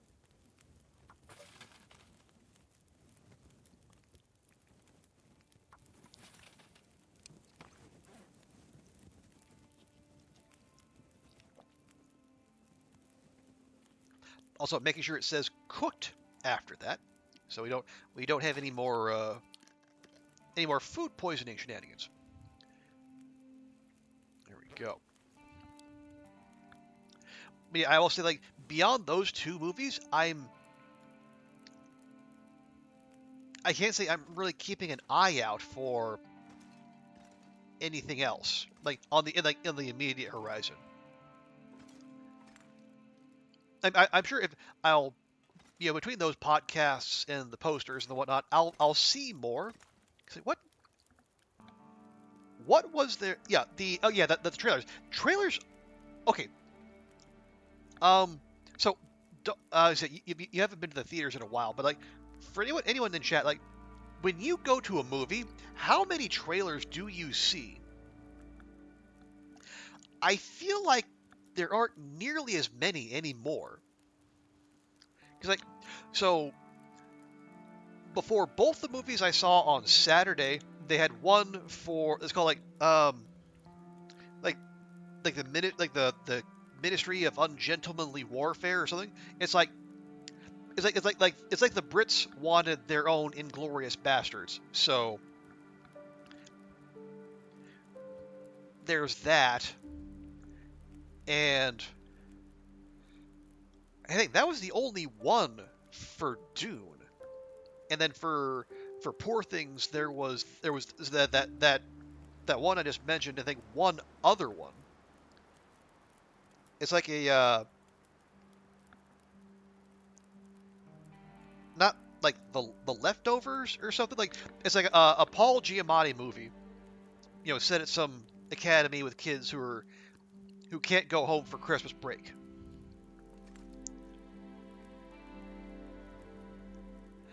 It doesn't sound like a Paul Thomas Anderson film, but it has that vibe. Man,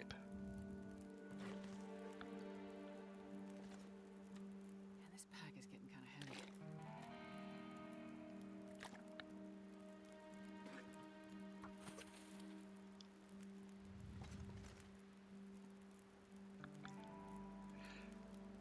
But yeah, that was it. I think there were those. I think there was like the requisite PSA, you know, turn off your phone. And then we just rolled straight into the film. And the big thing that surprised me, no commercials. No product placement. Not even an ad for the theater chain itself. We just like trailer PSA movie. So I can't even do the thing where like the ticket says the movie starts at 10:10, which means the actual movie will start sometime about 10:30. No, when it says 10:10, it's starting at like 10:10, maybe 10:15 if you're lucky.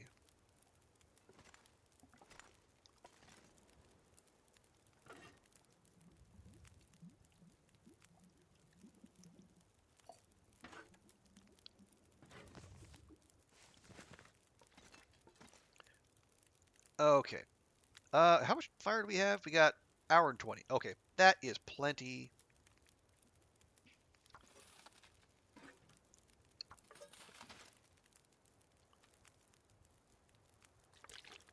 I'm not sure I can carry much more. Okay, so we'll finish this up. Actually, I should check. Is there any raw meat out here? Nope. All appears to be cooked. Good. Makes my life easier.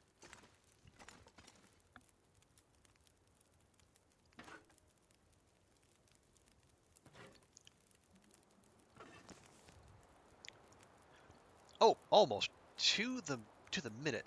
Love it.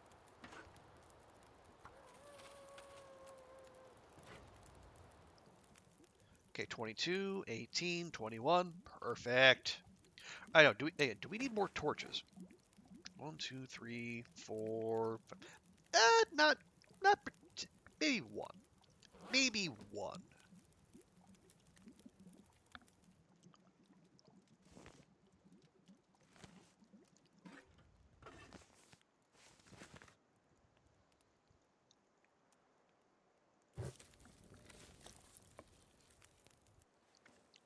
Yeah, that'll do.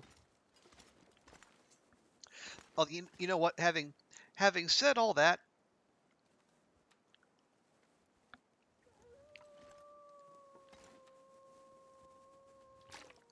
about try to avoiding the cabin fever timer, just to be on the safe side, because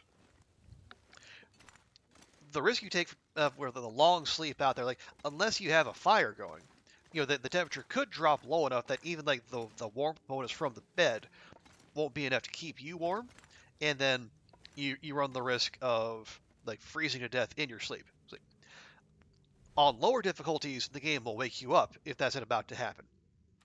But I think on like Stalker and above, it will not. So, gotta be careful doing long sleeps in outdoor locations. So, we'll just sleep in here.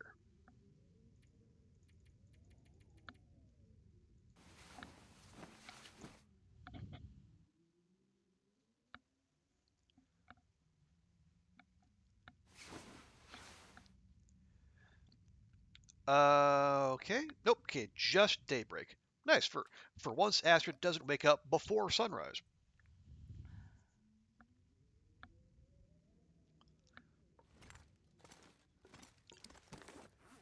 Okay, we got about 1.5 liters. We could take one more. Yeah, how are we on matches? Yeah, we're pretty good.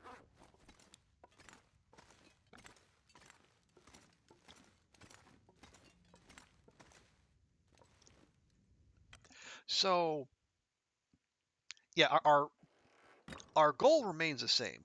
We want to get back to Forlorn Muskeg. Oh, Forlorn Muskeg. Right. Thing is, our plan was to only, yeah, we're going to go to Forlorn Muskeg, we're going to repair the radio tower, but we want to do that early in the day, so then we can take the rest of the day to get into Bleak Inlet and set ourselves in position before the aurora hits. So we don't we if we have to deal with Timbies, at least we won't have to deal with aurorified Timbies.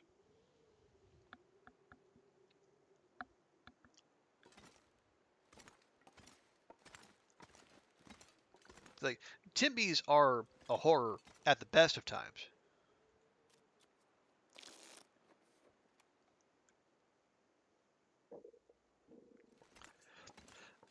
But when they're supercharged by the aurora and completely unafraid of fire, well, that's bad times.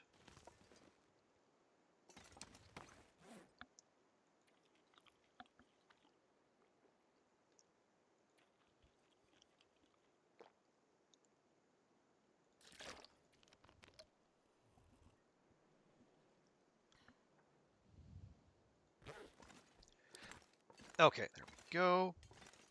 We will just try to coax the world into being just a little bit warmer. Not that much, clearly. No. Okay, good. Sounded for all the world like another blizzard was kicking up.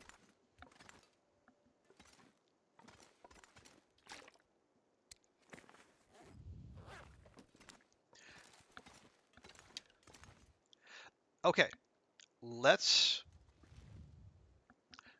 That a little one? It is not. How about that? No? You? Yes. Okay. Just see if we can top up Astrid's hunger just a wee bit. There you go. And we will have more food waiting for us at Spence's. I am almost certain. So let's go.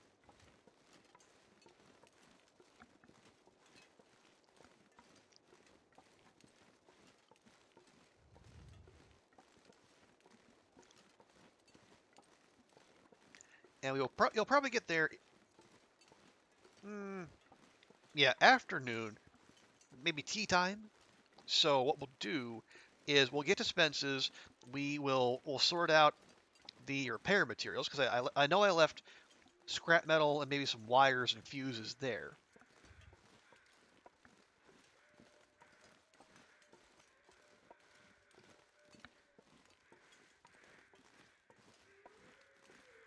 And then we can plan the rest of our time accordingly.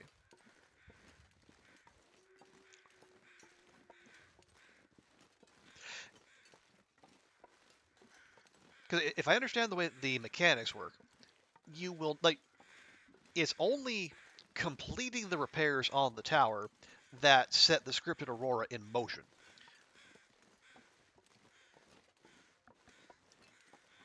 Like, if you start the repairs but you don't finish, then it's fine.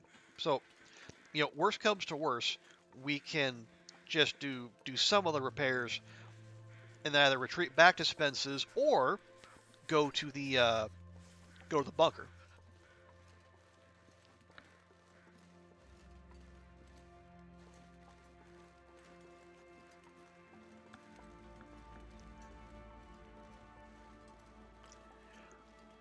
Now we should probably pick up at least a few sticks, because we've been burning through those. And that fire back at the maintenance yard. We don't necessarily need 50 of them again. But some would be... Oh, dang. Okay. Now, I know I sound like a conspiracy theorist when I say that Hinterland has installed spyware in the game and is using it to listen in on players' conversations to thwart their plans as they play this fine indie title, The Long Dark for personal computer. And yet,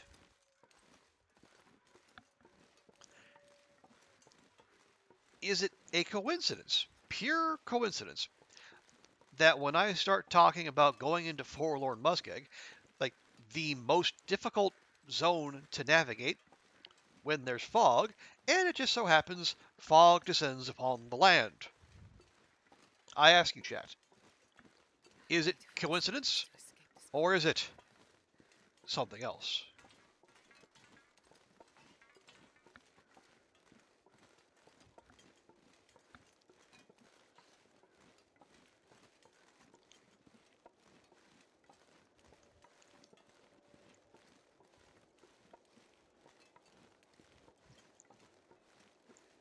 Yes, thank you, Oliver.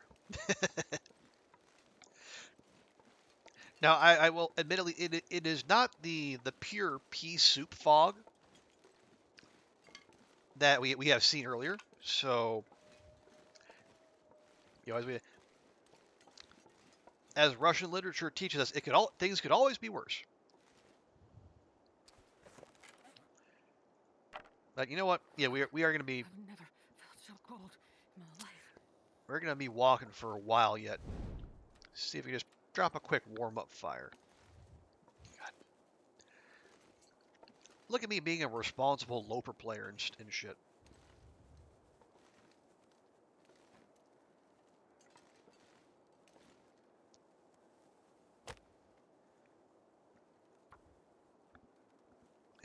Try to get the fire back there in that corner, but Hinterland has this thing where starting a campfire on anything other than flat ground is apparently just a complete non-starter.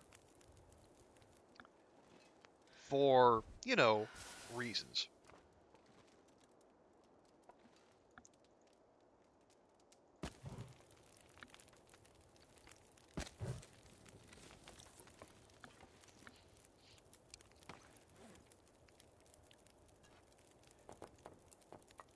So do the customary deploying of the teas and the coffees.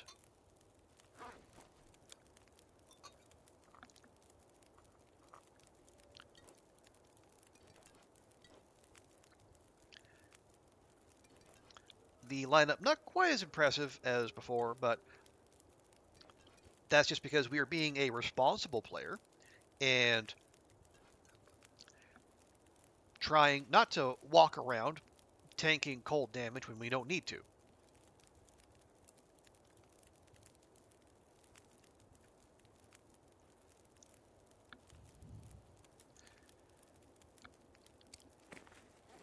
No, we're okay on water.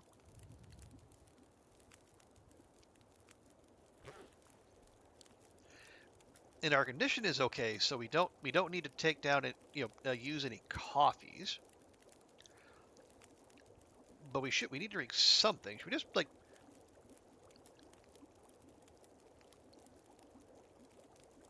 go with a burdock tea? Because we don't have rose hips. We have a rose hip. We have no mushrooms.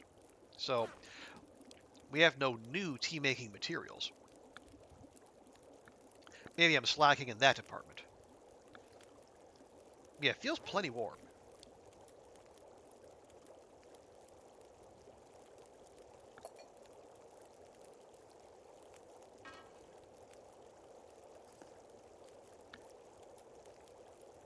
Yeah, we would just be warming that up. So it takes 0 time to cook. Yeah, because there's like 1/100th of a kilogram. That is nothing.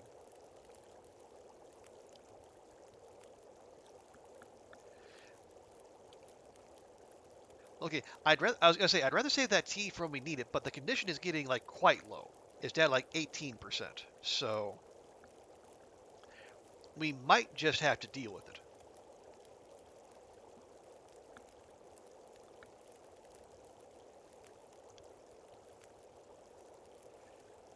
Okay, I can't. Okay, they're all fine. Wait, no, that one isn't. Okay, now it's fine. Yeah. Definitely don't want to burn a birch bark tea. Those are valuable.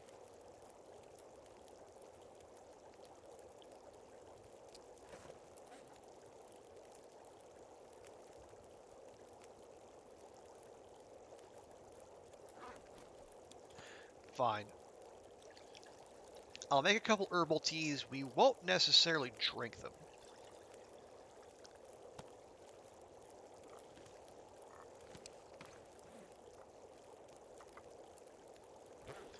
But we will add them to the tea circle.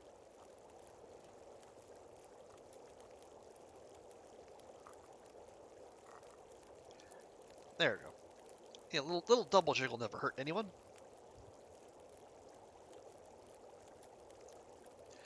And torch-wise, we got 1, 2, 3, 4, 5. Yeah, maybe. Let's find one good one. We can do better. That'll do. Okay, grab that. Grab that.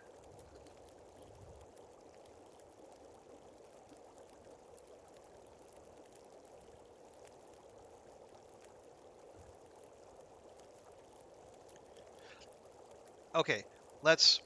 Yeah, we'll for the warming up bonus, we'll drink the burdock tea down to a tiny tea.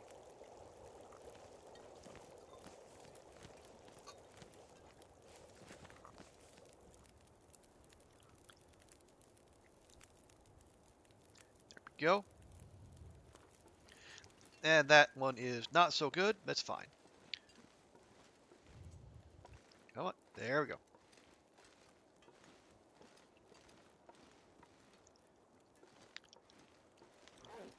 Yeah, it feels like -3, so it'd be -5 without the torch. That's manageable.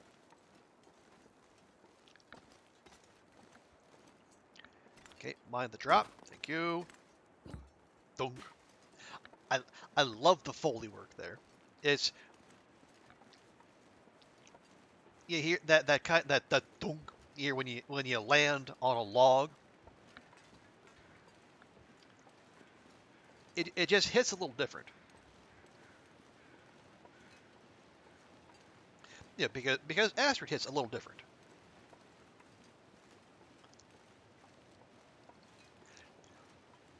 Because I know we do have our complaints about this game of ours, but the one thing we absolutely cannot complain about, other than like one or two very specific instances, like the sound design is just top notch. And it's even better when the blizzards actually sound like blizzards instead of being completely silent, as they were for a time.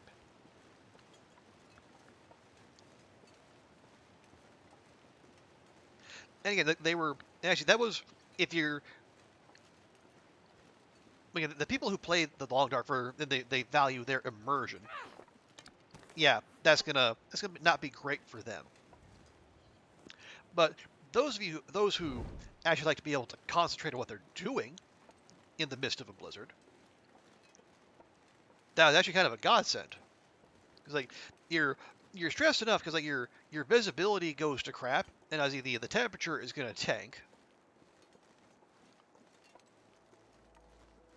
But then you also have the constant roar in your ears. So just removing one stressor from that is,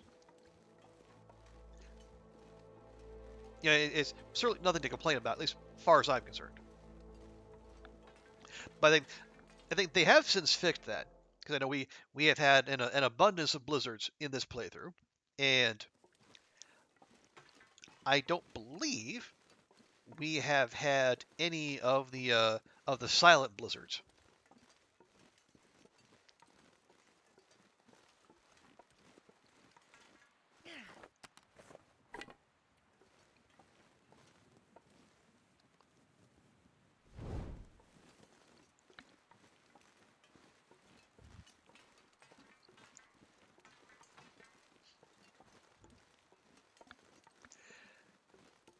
Okie dokie. So we are back in the Muskeg.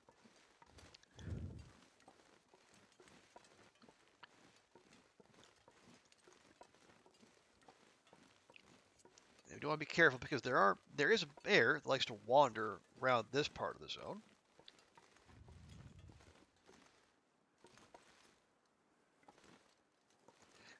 And there it is. So I think rather than cutting across, we're just going to keep moving along the tracks as best we can, and then when we get closer to the poacher's camp, we'll take a right turn and then try our luck crossing the Muskeg in the midst of the fog.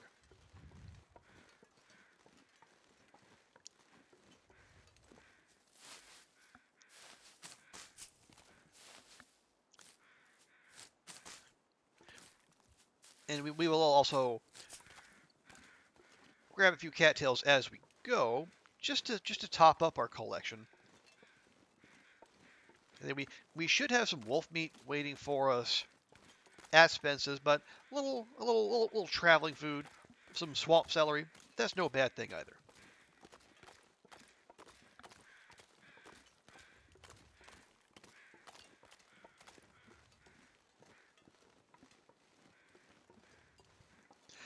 Okay, we've got eyes on the bear. Bear's back there. We're good.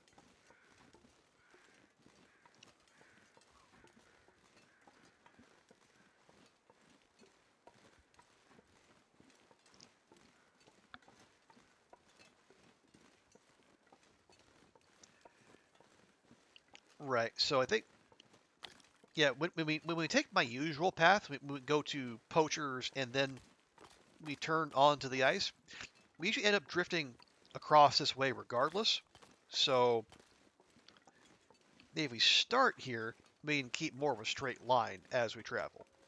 And maybe dodge a few of the doggos as we do so.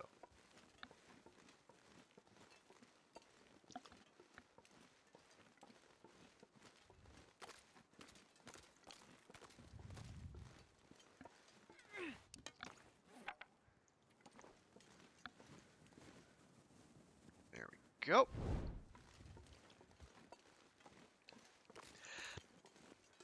I do find I have to stop when I do that and then make sure I'm clicking in the proper spot.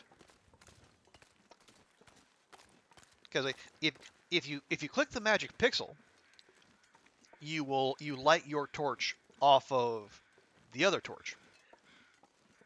So you're basically getting extra fire time out of that single match or whatever you use to light that torch. But if you miss and you don't hit the magic pixel, you run the risk of wasting a match.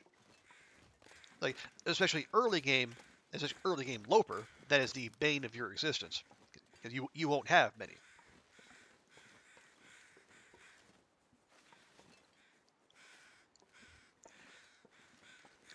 Now, other than taking extreme care, the other way around that is, make sure you have something else. Like you either have cardboard matches in addition to your wood matches, or you have a fire striker. Just something that makes the game stop and ask you, hey, what do you want to use to light that? Because otherwise, it'll just default to using the one kind of match you have in your inventory. And if you don't remember, you need to press and hold. And you just accidentally press and then unpress, you will use 2 or more matches where you only meant to use 1. Which is an easy way to run out of matches quickly. And as Will reminds us every so often, fire is life out here.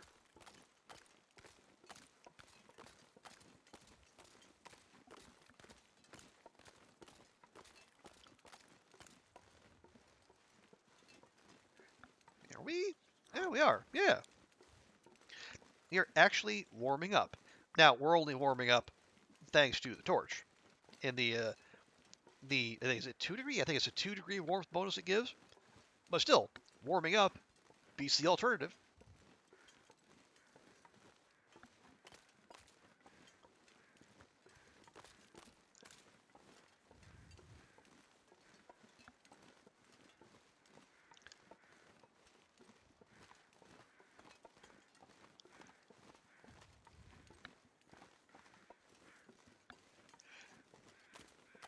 Okay. So, am I keep chaining these torches, or you know what? It's fine. Yeah, we can spare one more.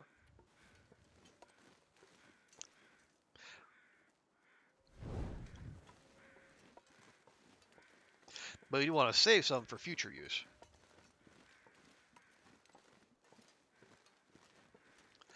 Right, so what we'll do, we'll pop in here, we'll check and see if I was right about food waiting for us. But we'll do some inventory management, and we'll prepare, because it's already past noon. If we wanted to rush, we could try to do the repairs today, but between the conditions and the fact Astrid's already like used up a third of her energy bar, maybe not. Oh, okay. I think there's food. There's 2 pieces of wolf meat, so not the amount of food I was expecting.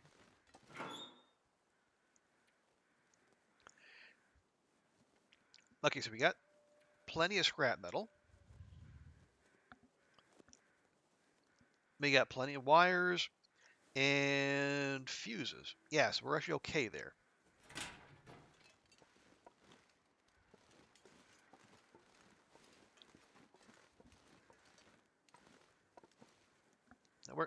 Oh wait, I know where we can go. Because we had 2 wolves worth of meat sitting up there in that cave by the busted radio tower.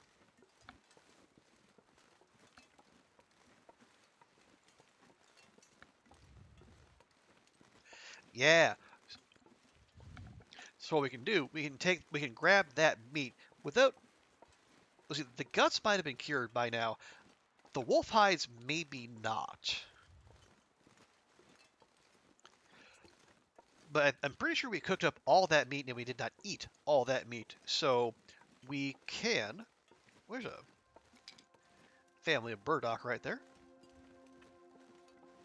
We can grab that, walk that back down to Spence's, and we can live off of that for a little bit. And if the smell from all that meat brings in any other curious woodland creatures, we can add them to the pile.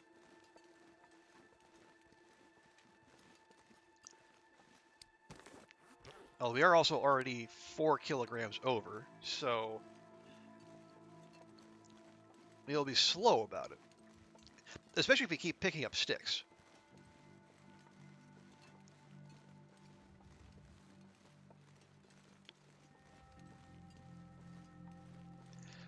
All right, torch-wise, we got 1, yeah.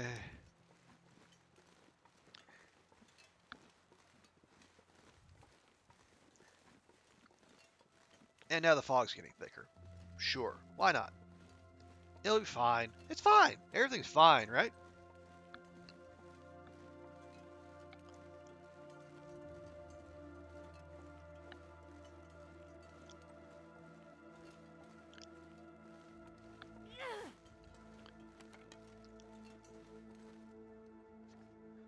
Nope, we're still at +0. Okay, well, that's great news. Okay, we got 35 sticks. That's probably enough.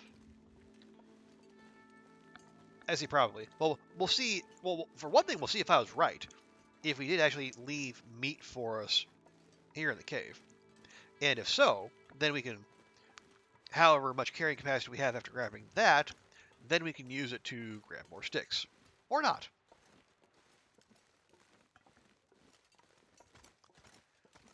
Nope, still can't access that thing. We can walk right over it, but we can't touch it. Okay, no. Oh, right. Wait, did I just leave those? Yeah, I think I just left those wolves out there unharvested. Did we? Yeah, because other than that little slice of ptarmigan, we didn't have any. Yep.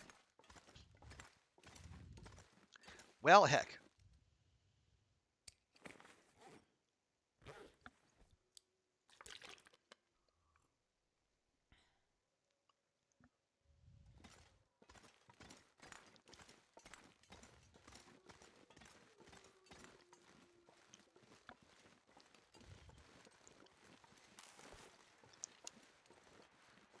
Yeah, so the wolves we dealt with will almost certainly have despawned by now, right? Yeah, they had to have.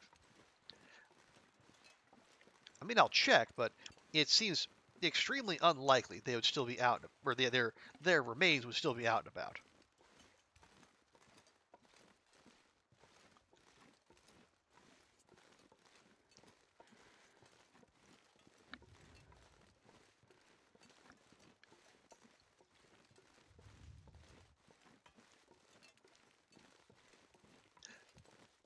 And in fairness, it was again, just 2 wolves, and wolves, they're not that big. So yeah, all right, it's fine.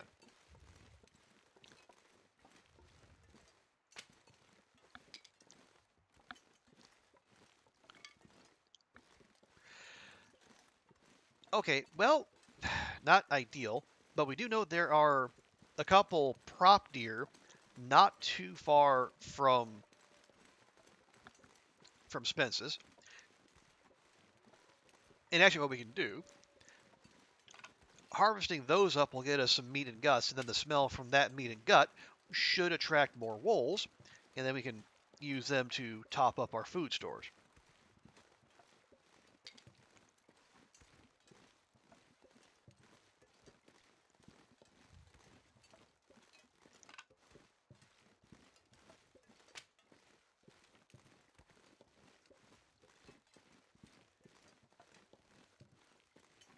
So where are we? 44. Okay. But yeah, if we don't have any meat to drag back, we might as well bring some firewood with us.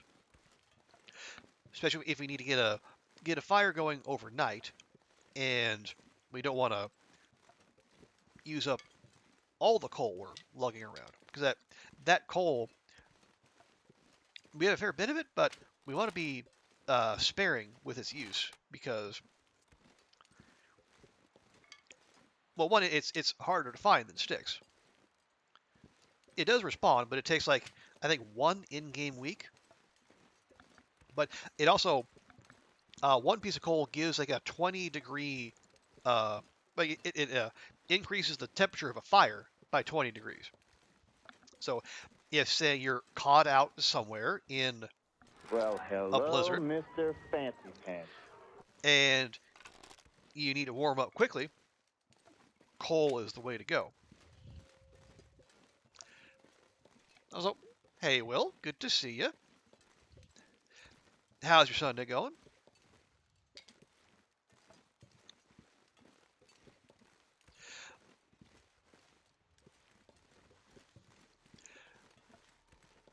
Ah, you're at the barber's. Can't talk much. Okay, well, no worries. Appreciate you hanging out all the same. Yeah, we are just out here. We're doing the first bit of Tales content now on Interloper. So we're gonna go fix the radio tower.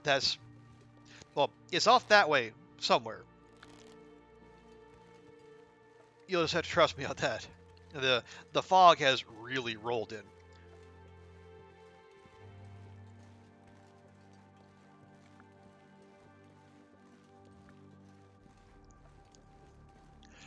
Oh, Ethan's getting his done before you get sent to the chair? That makes sense. Well, good. Hopefully he is being nice and brave and helpful to whoever's styling his hair. He's sitting very still.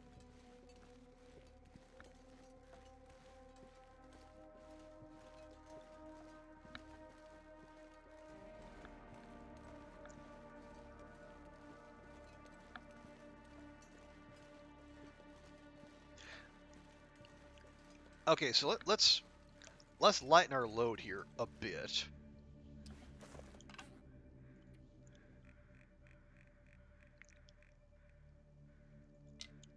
There we go. That'll help.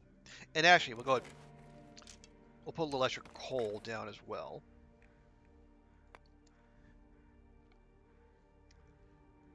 There we go. That'll do.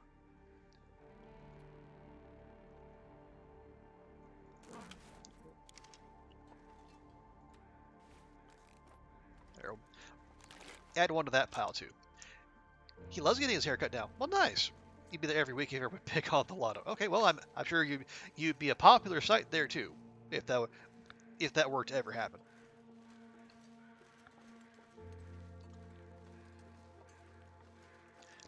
Okay, it is gonna be a bit risky, but let's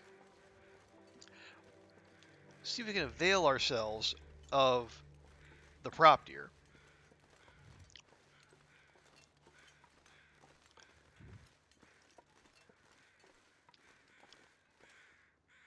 And then use those to maybe draw in some other potential food sources.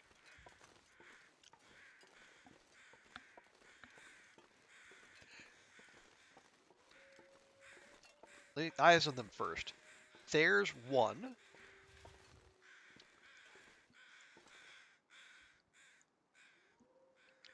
And it should be another one this way, I think. You like your hair short and your beard trim? Well, that's nothing wrong with that. What? Ah, there we go. There are the crows. Yeah, there we go.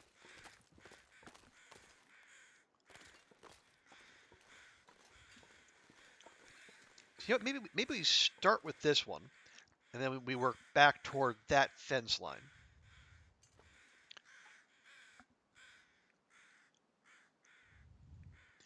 We're gonna use the knife. We'll get the good stuff out of there real quick. Yeah, 1 kilogram, not much, but you know it's a pre-killed deer, so we can't be too picky.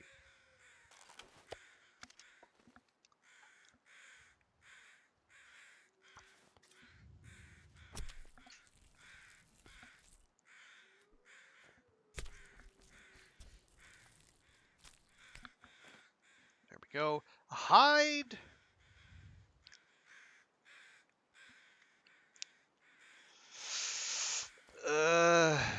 I mean, okay. It's not the biggest priority. Yeah, we're starting to get cold here.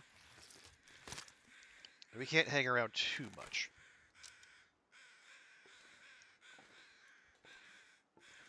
Oh, do I still have the guts on us? We do. Okay. Well, that's fine. Preferable, even.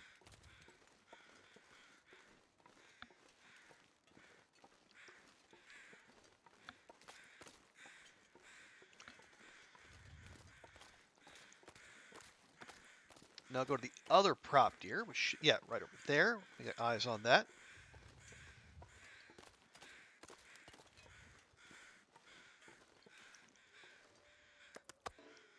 There you go.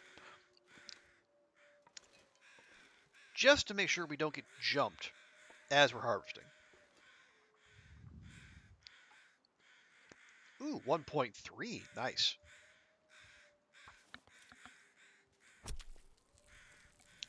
Okay, so these should at least get us into tomorrow without having to dip too deeply into our cattail reserves.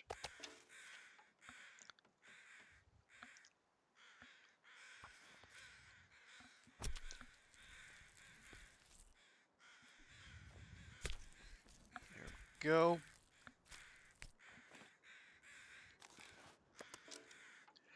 And yeah, we might as well complete the set. No sense leaving good materials unharvested.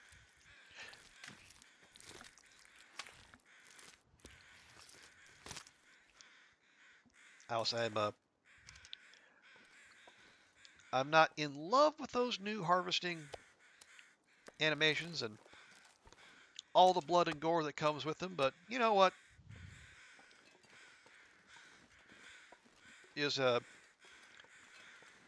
until Hinterland comes up with a a slider or a toggle where you get rid of those, we're just gonna have to deal.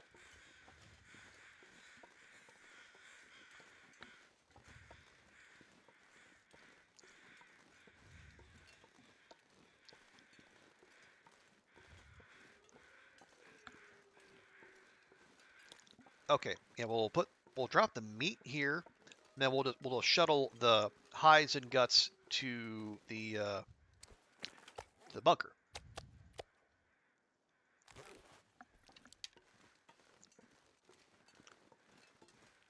which is somewhere up here, I promise.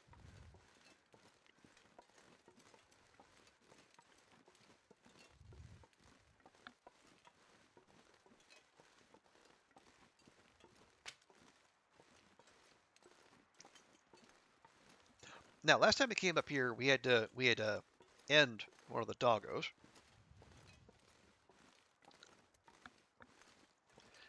And it might have been long enough for it to respawn, so I have to be wary of that. We do smell.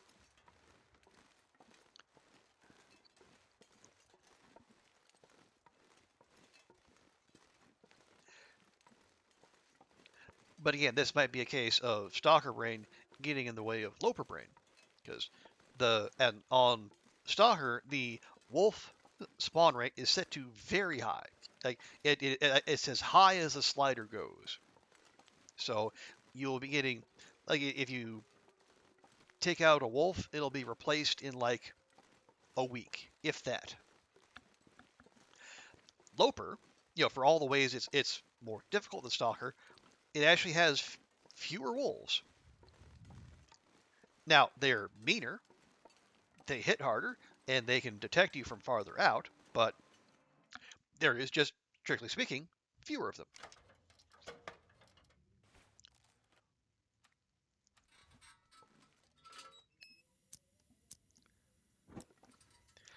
Okay, cured deer, cured wolf, 1, 2, 3, 4. 2, 3, 4, and then 2 deer. Okay. So 3 deer, 1 wolf, 8 guts. I should make a note of that. So, see, okay, so there we go. So we got 8 guts, 3 deer, and 1 wolf. Tlon found a way around the harvesting scenes for birds and rabbits. You just get into a cart. Interesting. I guess that makes sense, yeah, because it is more confined space, and they didn't. Yeah, so if they had to do the usual stuff there, you would have the hands clipping into like the dashboard. So that's pretty clever. That's thank you for making, letting me know about that, Vi.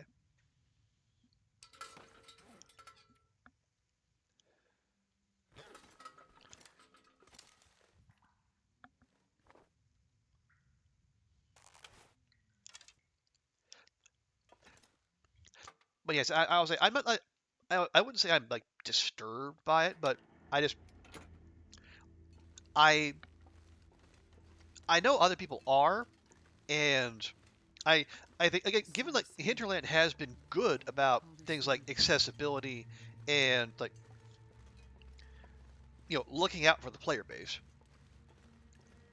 and not like leaning into like all the worst bits of because there's no cannibalism option. It's like, cause we find we find corpses around the world, so if they wanted to lean into that like green hell, they could do that, but they don't. So, and I think Hinterland is conscientious enough of a company that if they have the option to turn that off, I think they would give that to players.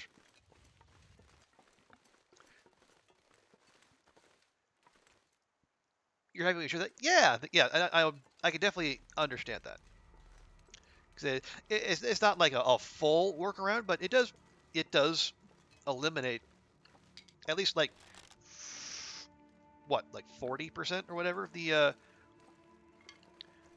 those squishy bloody interactions.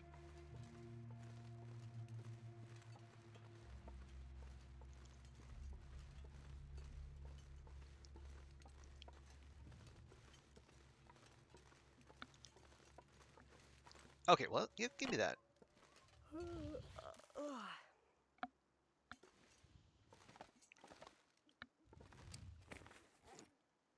Harvest that.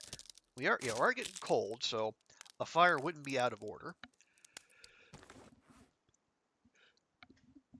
Excuse me. You appreciate Hinterland left that out. You don't want to interview. Yeah. And I think that was I agree, and that was a good call by them. There's enough gritty realism to go around as it is. We don't need to be hit over the head with it like at every single turn.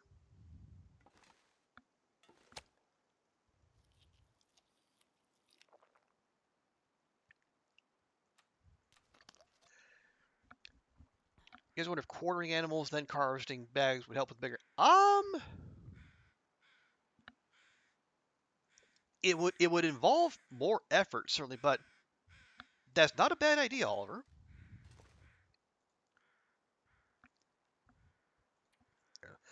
So put the pot down. Give me that too. Yeah. So we'll start up a fire. We'll cook that meat. We'll warm up. How cold? It's only -4.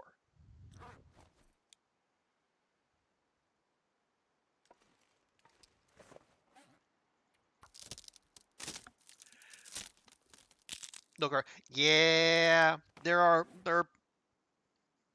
actually there are plenty of zones that don't have cars. FM, HRV. Yeah, Mystery Lake only has the one.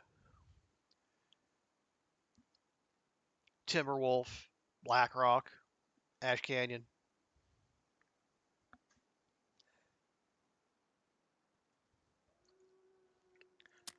But you don't have to go to any of those places if you don't want to. Or you can go there and not engage in the killing of or the harvesting of said woodland creatures. You wonder if snow shelters would have the same feature. They probably would, because like,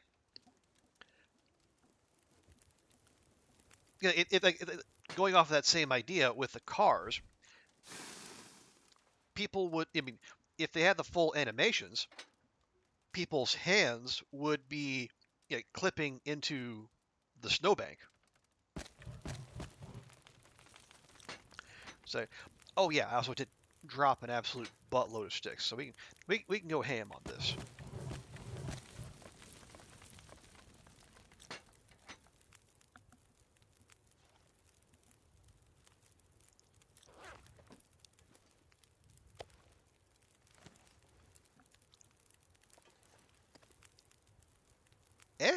What? Oh, why? Oh, I had it the wrong way around. Okay, that makes sense. I thought I had this sorted by most calories. I did. It was just flipped upside down.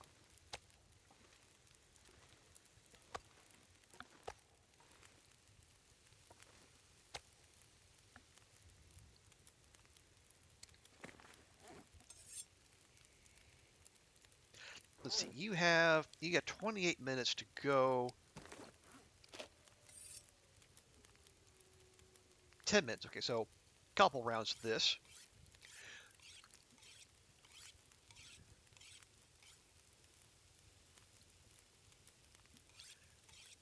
Just make a snow shelter, harvest things, and then quartering. Yeah, that could be one way to go.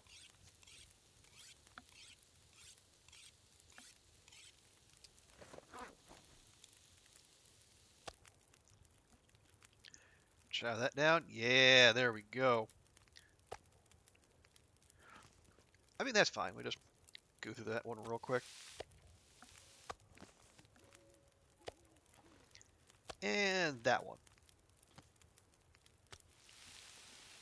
Yeah, I think she's banding her right. Yes, it's fine. I'm sure she's, Astrid's getting good at her, her card stacking and solitaire. So whenever you're ready, she'll be there for you. Because as much grief as we give Astrid and Will, they never say a bad word about us, or at least not while we're around.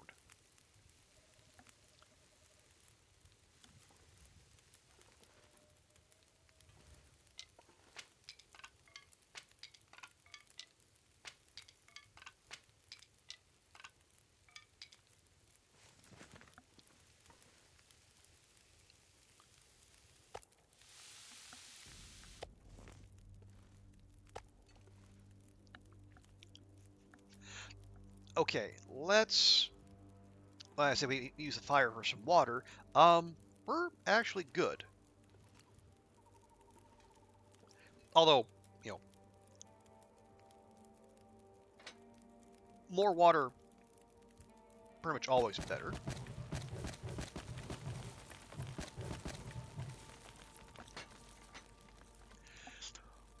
you really get angry, so you hope you should, in your case, be. Well, I mean, that's fair, Oliver. Yeah, not everyone is as unenthused by Wilstrid's feedback as others.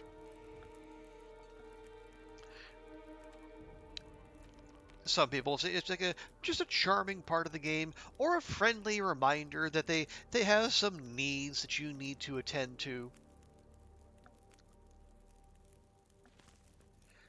Let me make sure I don't forget that again. Wait, is this the run? Oh, this might be the. Is this the run where I forgot a cooking pot somewhere out in the muskeg? It might be. I'd have to go into the archives to check, but it might just be.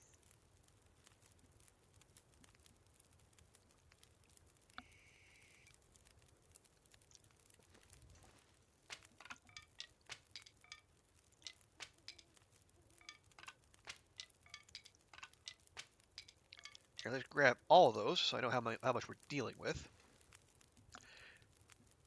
Because it's just about time for us to put Astrid to bed. And if we are going to sleep outdoors overnight, having a fire going would be a pretty good idea.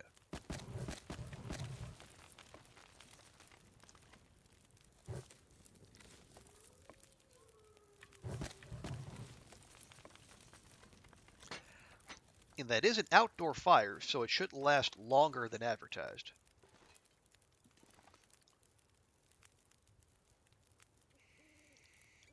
But just to be safe, we'll only sleep for 8 hours. So she will definitely wake up before sunrise, but that's fine. We have contingencies in place.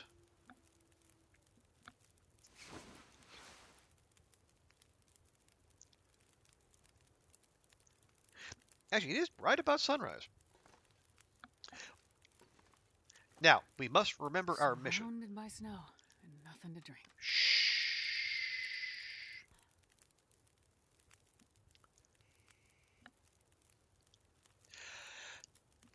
Yeah, so we got to remember our mission that we got to go fix the tower.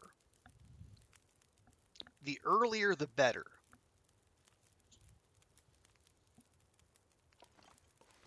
See, how long does that have on it? 3 hours 45. Wow, did not expect it to be that much. But yeah, this fog here is not the least bit helpful.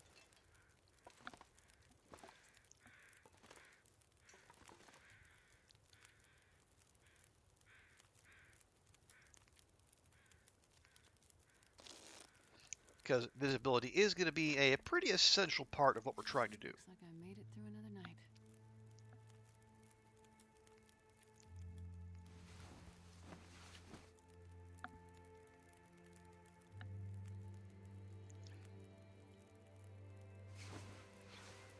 Okay, fire's still going. Fire. Hey, there we go. Yeah, fire definitely still going. Okay. That's a small one. And so is that. Okay, we'll leave the two small ones. We'll save the big one. Yeah, not quite as leaving as much meat. Well, okay, we're gonna eat that too. Good grief.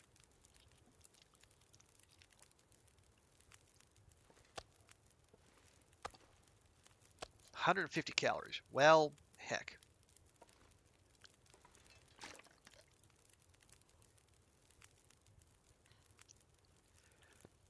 Right.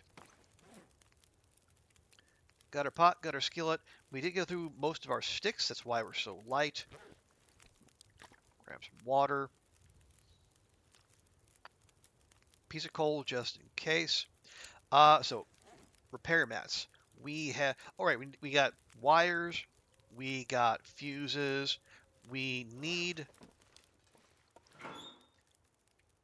scrap metal.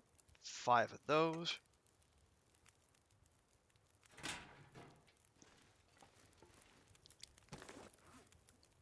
And torches.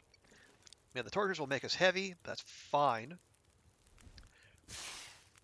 Rather be a little bit heavy than be cold. Excuse me.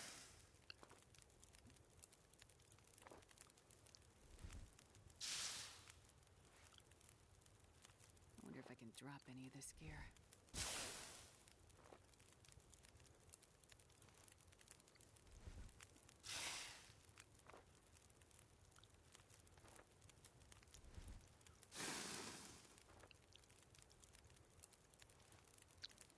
Okay, not bad, not bad. Just a little more. Eh, that is bad. There, much better. Where are we now? Oh, we're maybe a little ways over.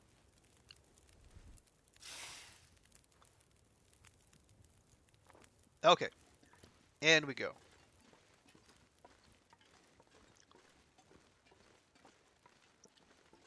There. Yeah, now so you can actually see over on that far ridge where we want to get to.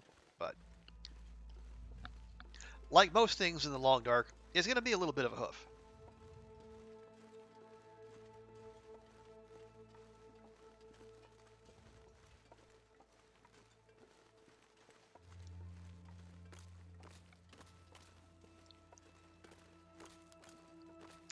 We're going to need to basically go, around the lower ridge here. And we are going to have to go up and over some rocks because of the level design. And then keep going over, go past the transition cave to Bleak Inlet.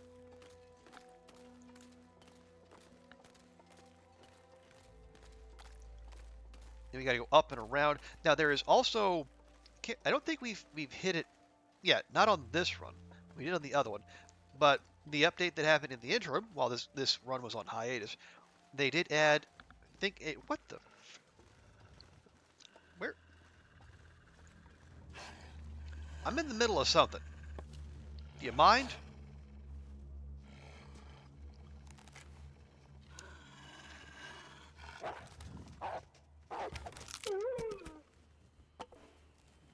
No respect, I tell you. Alright, there's another error we have to replace. Yeah, so up by the radio tower, they did also add a, I believe it was a chopper crash? Yeah, I think it was a chopper crash rather than a plane crash.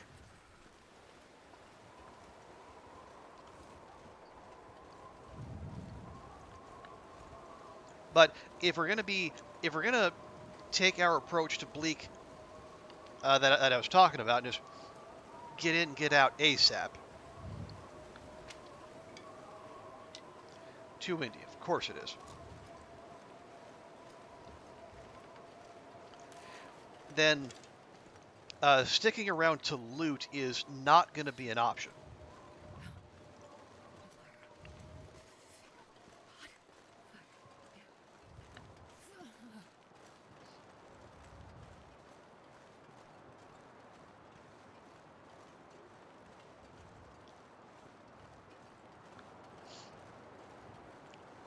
So yeah, we're going to need to go, go past here, and take a right turn, go up the slope, and then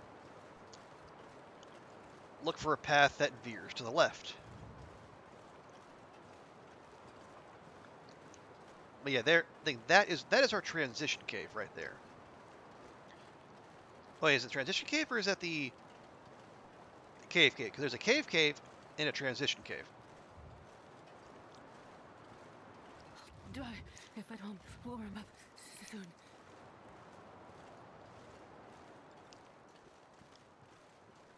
Oh, this is the cave.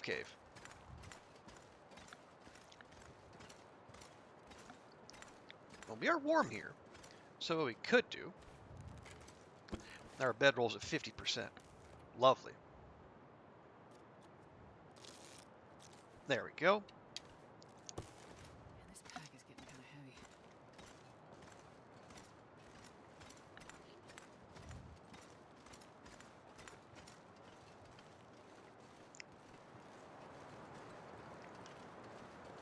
Yeah, I know. We just need to get moving. Yeah, so that's the cave, and the transition cave will be further up here, right over this next ridge. That's interesting. Are those look like moose markings on that? Yeah, on that tree right there. But I don't believe this is a moose spawning area. Or maybe it is. I just never seen the moose spawn there. Like every time I've seen a moose in the Muskeg, it's been up, up on the far other side of the zone on Marsh Ridge.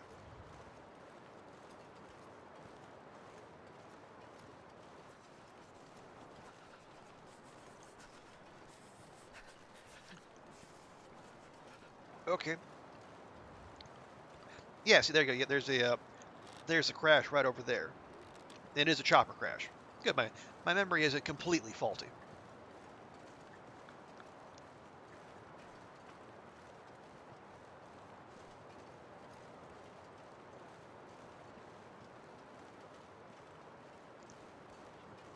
Okay. Ah, yeah, there we go. Yeah, there's our transition cave.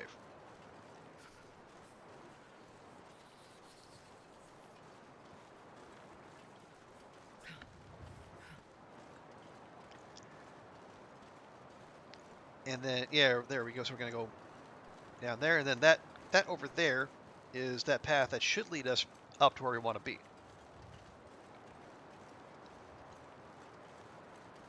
Gotta warm up somehow.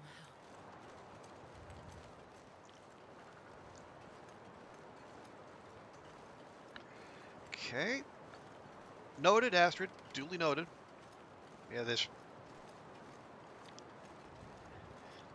we traded the fog for this just a steady blast of wind. But we said we wanted visibility, and by God, we got it. Wait. I'm so cold. I'm warming up a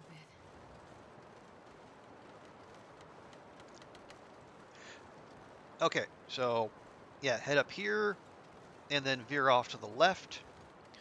Now, on other difficulties, I shouldn't say. There are, below Loper, there are 2 memento caches in Forlorn Muskeg.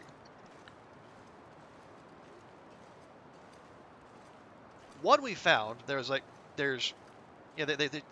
2 notes, and I think they both have good stuff below Loper. I think on Loper, one, I think, just doesn't spawn.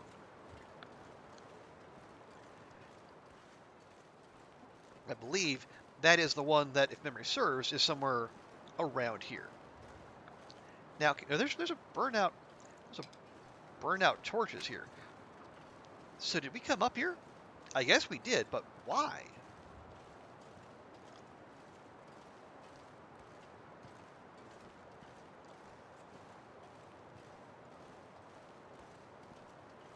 Because it wouldn't have been to fix the tower. Because I don't think we could have, it just wouldn't have done anything. Because it wouldn't have done anything for us because we didn't have the little handheld device. It's weird.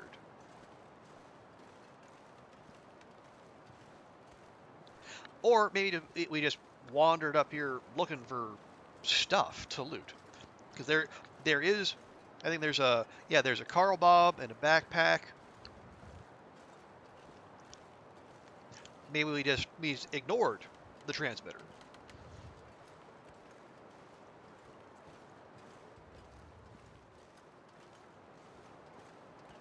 There you go. And yeah, so if you want to go check the crash, you gotta go, just follow that down, and then follow the path around to the left. Okay, now we have wires, we have scrap metal, we have fuses. There's one particular thing we don't have, but I'm gonna start on this. Yeah, we checked that. We checked Carl Bob. Okay.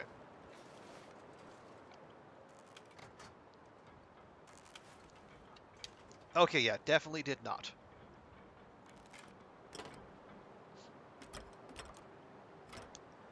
Get fuses. Just stop that. Wires.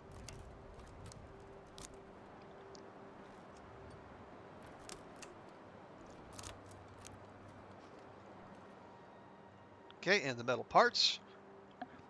I have to work her Canadian magic and just kind of finesse the metal back into place.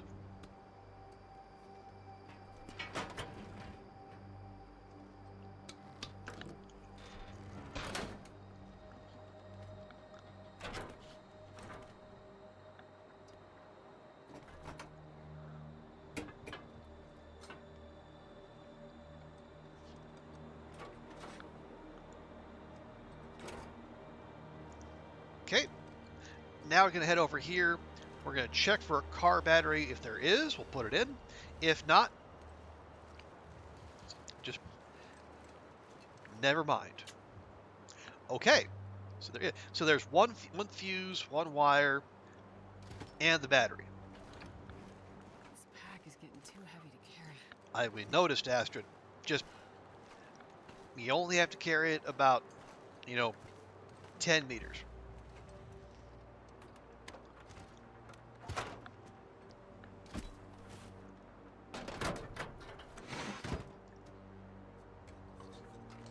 There.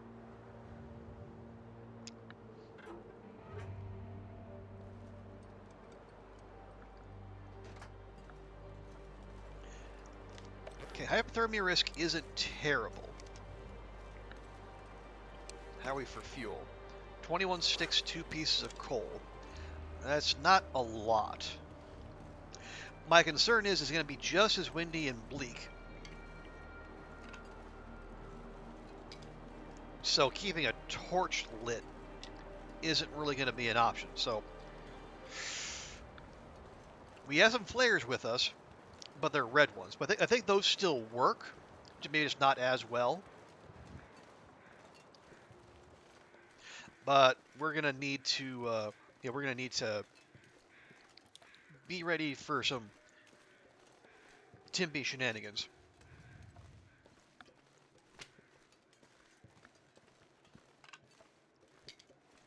And remind yourself, we have multiple stims, so use them if we need to.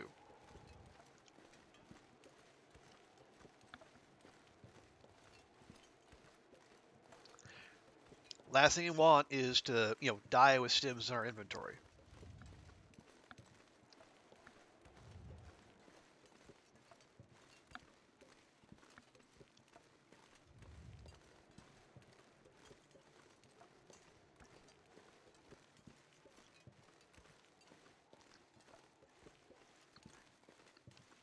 But it's just about noon. So if we can get into Bleak in good time, we should have... What? No, I'm not. No, I'm not dealing with you. Go away.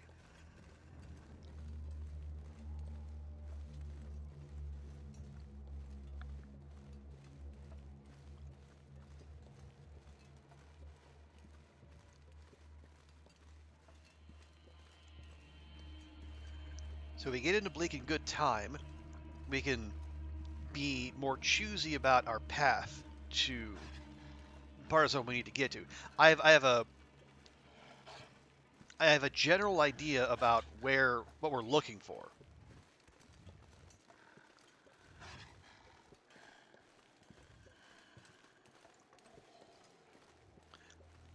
Unfortunately, when we get there, then we'll have the handheld device to guide us the rest of the way.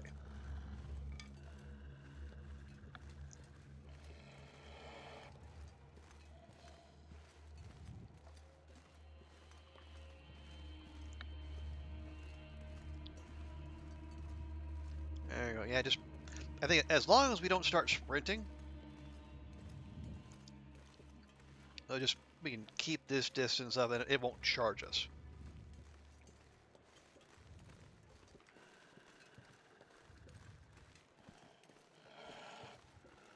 I know I've had issues with that previously. So that they will, unprovoked, they will break into a charge.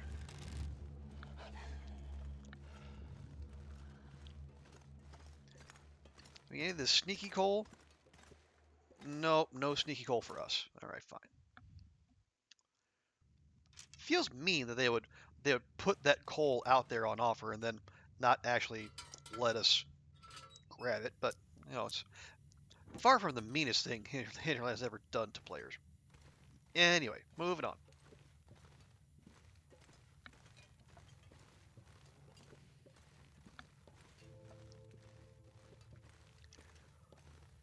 So, will we get a, hey, it's Larry! Hey, Larry, good to see ya. Been a while. Like you're staying fit in there? You're running your laps? Larry, for those of you who don't know, is the only indoor rabbit in all the Long Dark. He lives here in the transition between Forlorn Muskeg and Bleak Inlet. And you do not harm Larry. Ever. Just don't.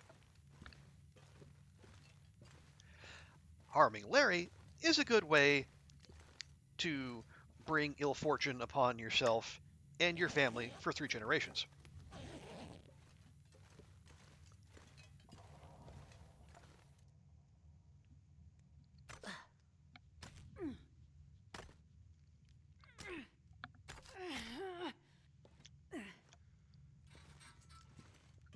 There we go. Oh yeah, that is a lot of hypothermia risk to burn off.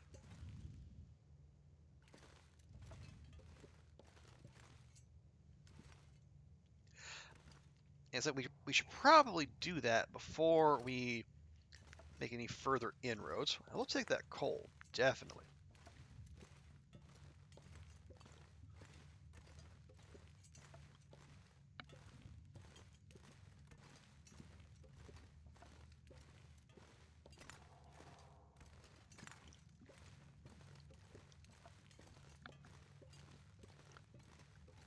Because Bleak is also one of the colder zones out there, so having coal to help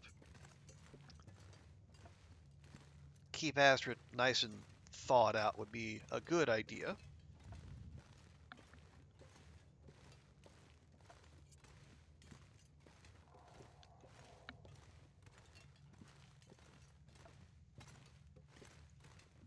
I don't know. Seem to be a little stingy with it. Okay, there we go.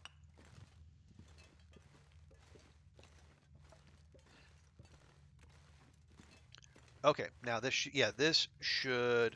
will bring us out into Bleak.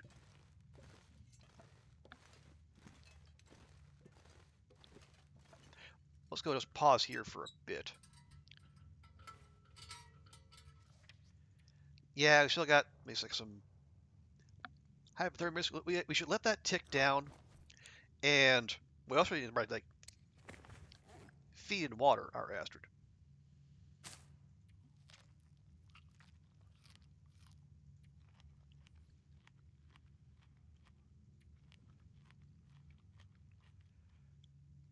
There we go. Get her nice and hydrated.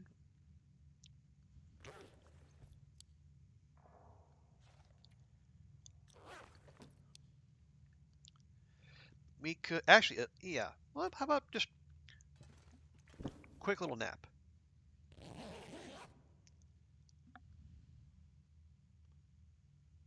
Now we could be inviting the bad weather upon us.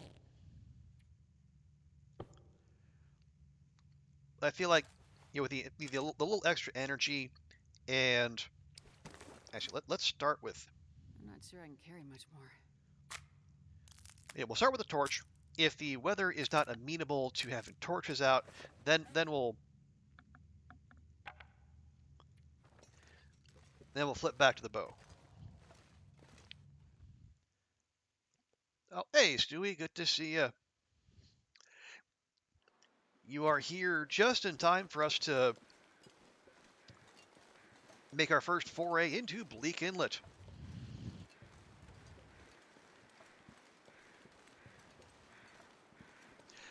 How you doing, Stewie? How is the Sunday going for you?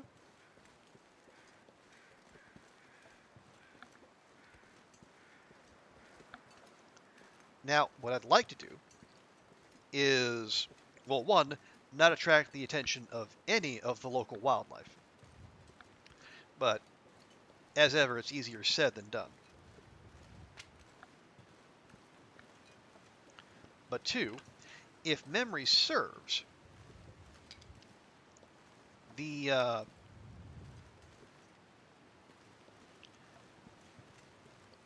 prepper cache for Bleak Inlet is somewhere around these parts, I think?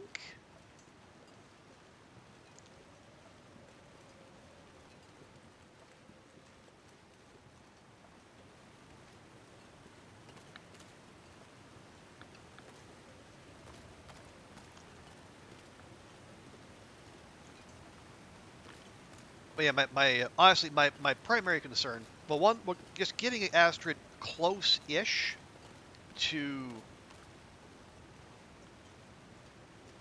where I believe the bunker is, but also, again, staying inconspicuous.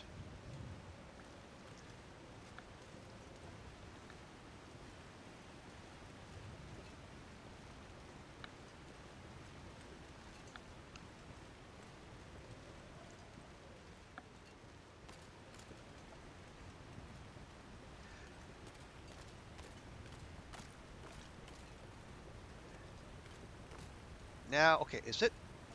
No, it's... Or am I confusing? I could very well be, like, confusing the locations of the two bunkers, but...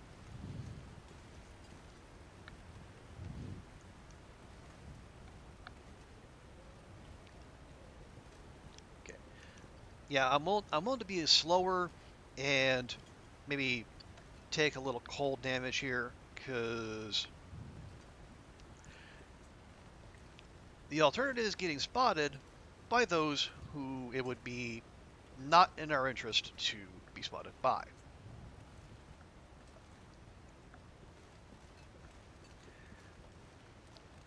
Yeah, the Hidden Mountain Path terminates up there. I thought there was a cave somewhere around here. Maybe it's further down.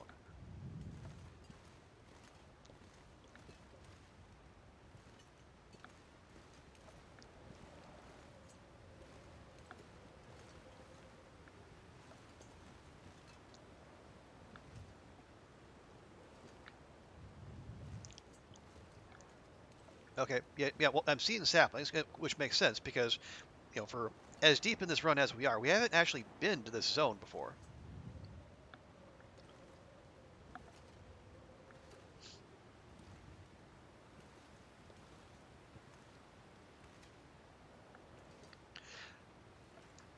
But I am trying.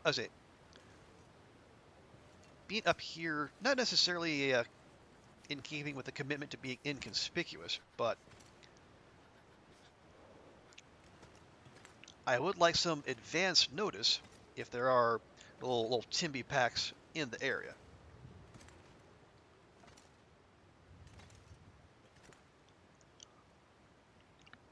And I don't see any, but doesn't mean they aren't out there. Because I think more so than the regular wolves, they do roam, and they roam in packs.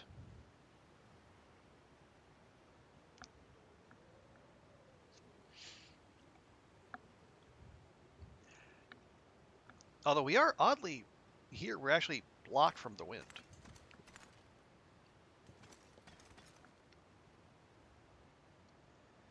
Is that okay? That might be the cave I was thinking of.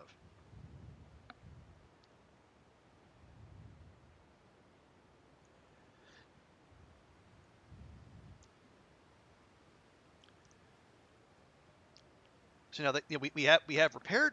Well, I think just before you got here, Stewie, we repaired the radio tower in Forlorn Muskeg. So, if I understand the mechanics correctly, there should be a scripted aurora tonight for us to go find the bunker. Are we not? Okay, no, we're -0. Well, bother.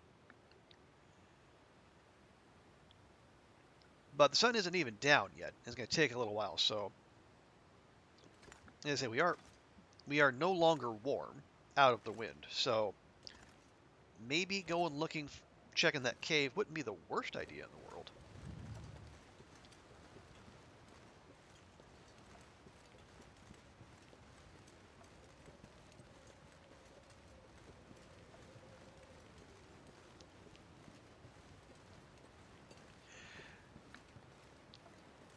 Yeah, part of the reason I'm being so cautious, again, one, just Timbees in general, and Loper Timbees at that, but also my memory of coming through this area, like most often on Darkwalker, is that this is where, like when we're coming in over the mountain path, often I will there will be Timbees waiting for us as we're coming down there trying to get out of the zone in in one piece.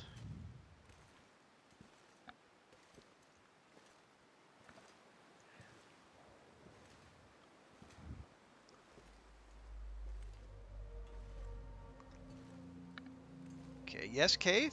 Yes, cave.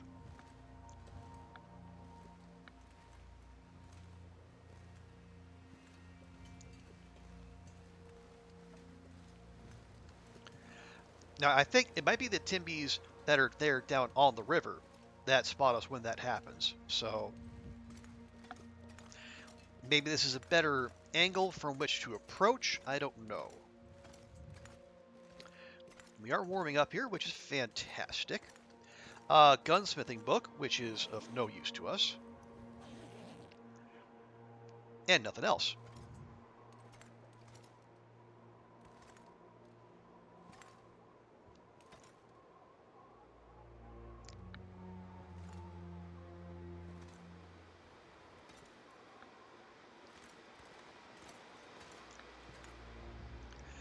So if we hunker down here, we have, well, the sun's setting soon.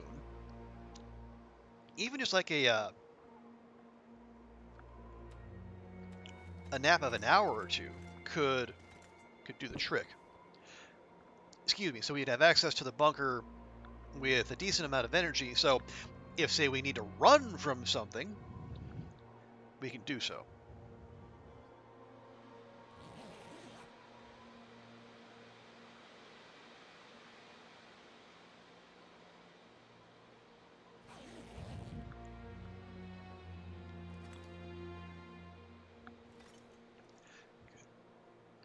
Or actually, maybe I should, yeah, given the wind and also the surroundings, maybe I should be focusing on,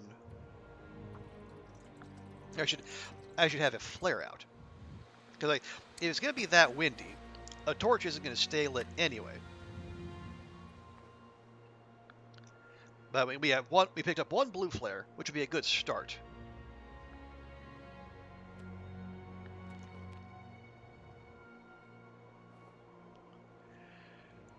Because at least that would give us a fighting chance. Although, we would... Yeah, well, if we're detected, we need to just put the search on hold. Ideally, we would, find it and then get in before, any such concerns.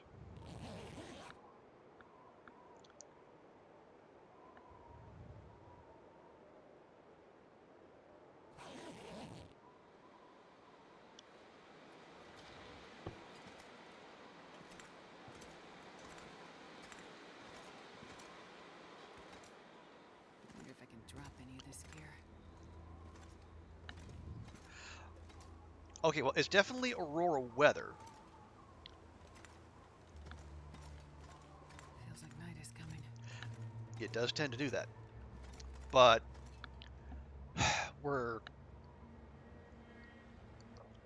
I'm not hearing any of the telltale, like, aurora music or sounds.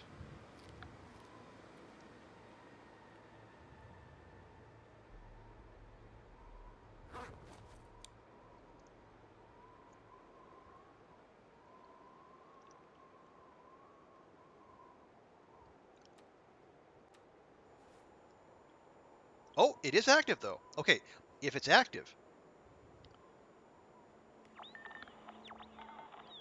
So the aurora is here. It just hasn't kicked in yet.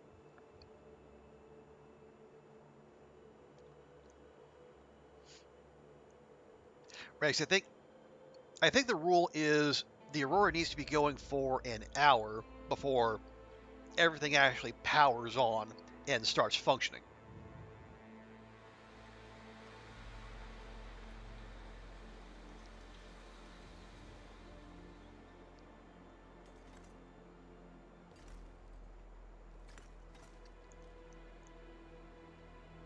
So does that mean we should, I don't know, rest for another hour? I mean, it could be. Either that or we just, well, if we head out there, yeah, the cold will be the issue.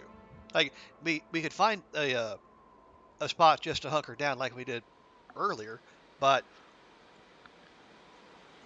if it's not going to be similarly protected from the wind, because like the wind is going to be the big thing, then we just be inviting extra cold damage before we even have a chance to go find the bunker.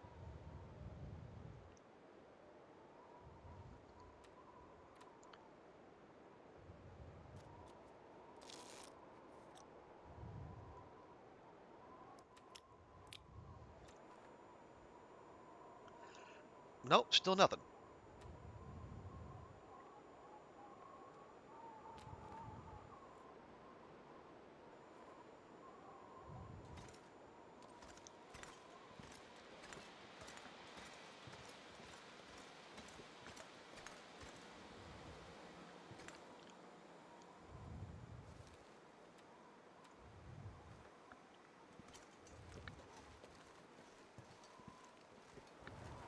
Is that? Nope. No, okay. Thought I saw Timby out there. It was just a rock.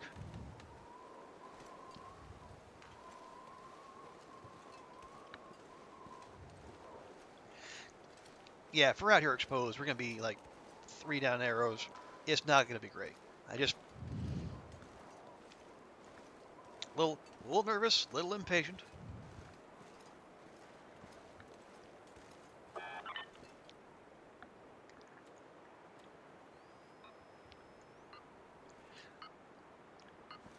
No matter how many times I do this, the sound of that turning on will never not be jarring.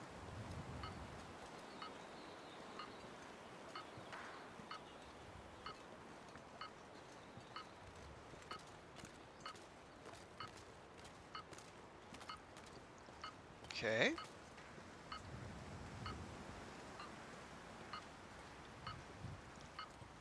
More beeps. More beeps. Good.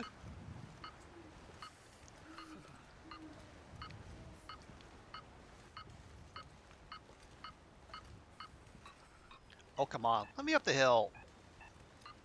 Don't be jerks, game. Yeah, let me have that conspicuous pile of snow. There we go. Lovely.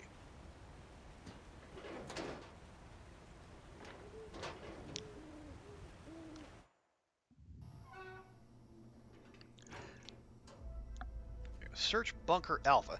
Now, does anyone happen to have a spare flashlight?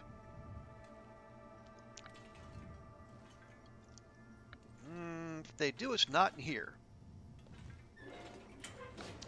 So let's see just how barren these bunkers can be on Interloper.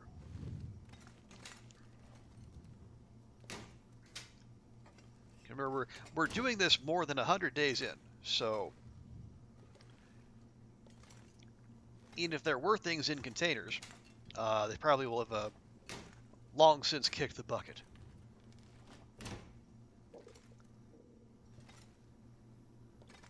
Oh, we got corn, though. Almost ruined.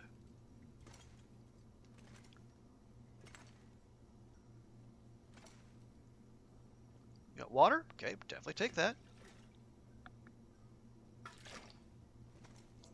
Oh. Hope nobody needs this anymore. Nothing stuff. Who would need it, Astrid? Who?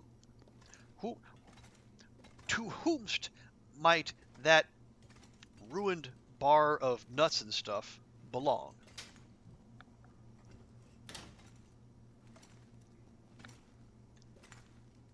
It doesn't look like anything back there. Moving on.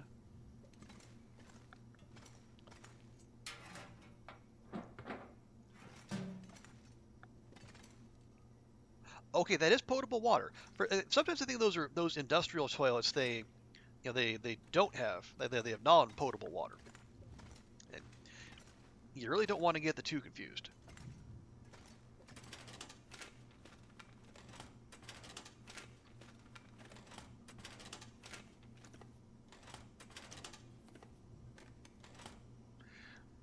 Okay.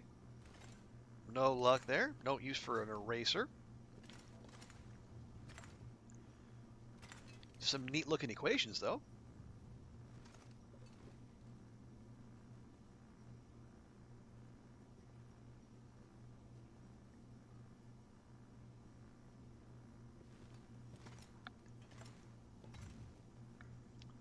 Can I?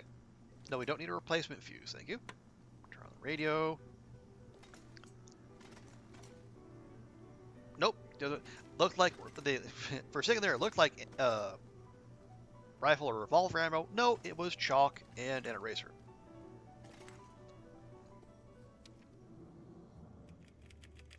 Session 5, Project Medical Officer interviewing Patient 7.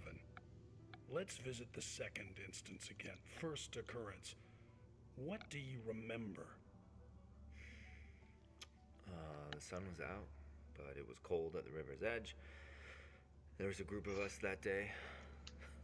Lots of laughing, yelling. Some were in our heads. No one was getting in the water. I guess I liked being first. I didn't even jump, just slipped in quietly away from everybody. Yeah, what could go wrong, right? The water was clear, but bitter cold. I thought the bottom was closer. My head went under right away. God, I was a lousy swimmer. No one noticed me struggling in the deep pool. Carry on from where you were last session. Find the ending sequence. What do you see? My hand reaching for a flat gray stone at the water's edge. I grabbed it. I pulled my head out of the freezing water. A breath. The sun shining through the trees. Above us was the sun out? I thought the rain. No. I don't know. That wasn't it. Keep hold of that image. It's okay if it fades a little. Breathe. Try going again. Second instance. Yeah, I gotta say, having played through both Signal Void and Buried Echoes on other saves, I'm not that much clearer on just what the heck is going on around here.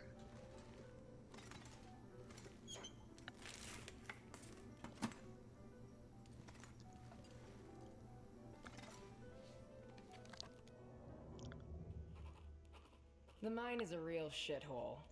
If my job is to shepherd the men, then their job is to keep the roof from landing on all of us.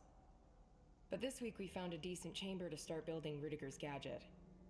Teams 1 and 2 are with the program, but on shaky ground. Team 3 is getting volatile again.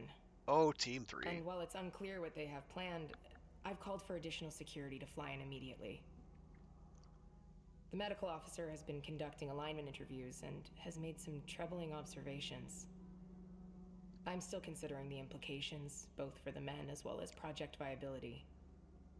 My hope is that the crew can keep their shit together long enough to finish Phase 1, and we can get out of this godforsaken place. It's starting to get to me. Oh, you have no idea. Okay, that's it. So what do we get? We got some water, we got a can of corn, a candy bar, and that's about it.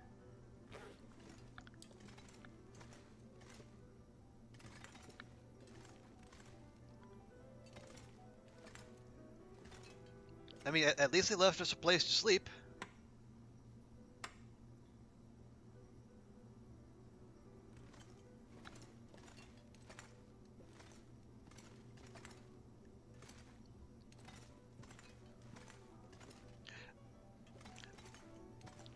Okay, so we're definitely, yeah, so we're not heading out tonight. Absolutely not.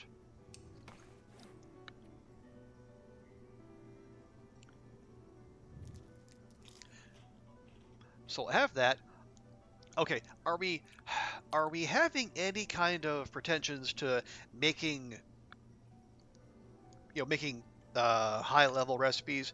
Like, would there be any reason for us to keep a can of corn?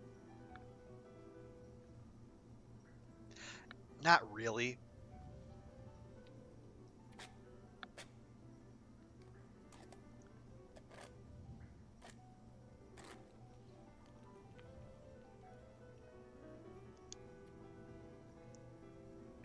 I mean, it'd be nice, but at the same time, well, again, what recipe? Yeah, the only recipe that uses corn, as far as I know, is the Thompson family stew, and that requires going back to PV and then gathering up all the other stuff that requires to make it, and it's not really in our planned path. No, actually, I take that back. We are going to PV because there's a radio tower to fix there. But we also have 2 more bunkers, and they could have some corn as well. Maybe even corn that's in half decent shape, unlike the 3% that we found this one at.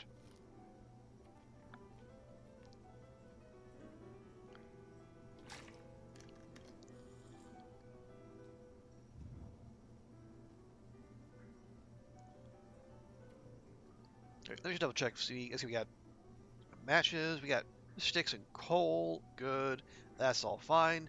Kind of been going through our birch bark tea, but we have been kind of pushing it a little. I think, yeah, we can go ahead and fix those up. That's fine.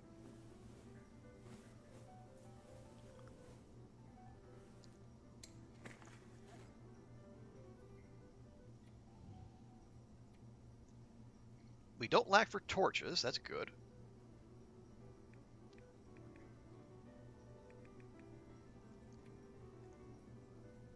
And someday we're gonna find that bedroll. What does it take to make that?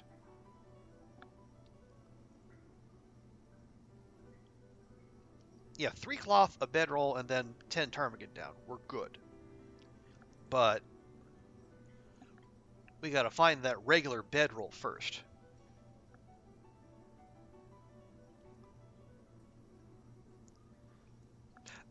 But as I say, we're not going out tonight, so let's just let Astrid go to bed, serenaded by this piano music. Although, well, for one thing, we can check and make sure I'm not missing any loot in here.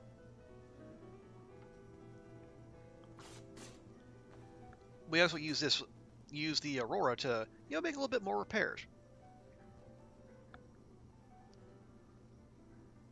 Ah, see, I missed that.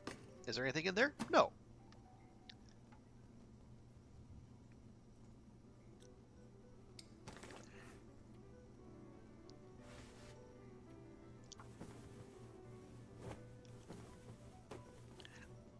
And yeah, we're losing some condition on our sewing kit, but we have others. And most importantly, we're just making use of our time and the free cloth that's on offer here.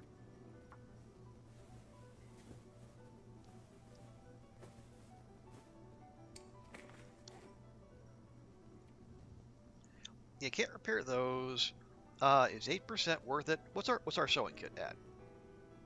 55. Okay. And yeah, we're nowhere near to. Yeah, we just cracked mending 4, so mending 5 is nowhere near in our future.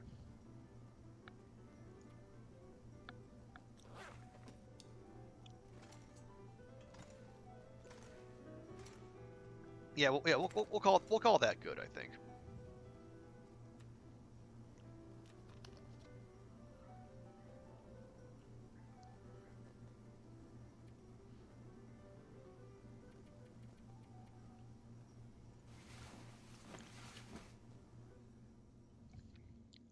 Yeah, bye-bye piano music.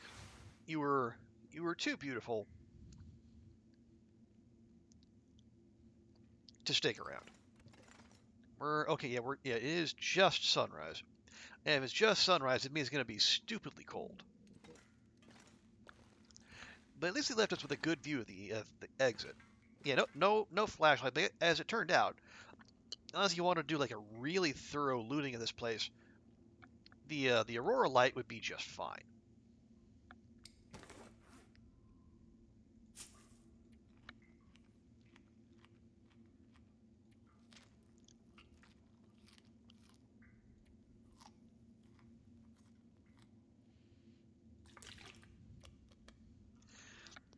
Yeah, other than like progressing the story, we didn't even get enough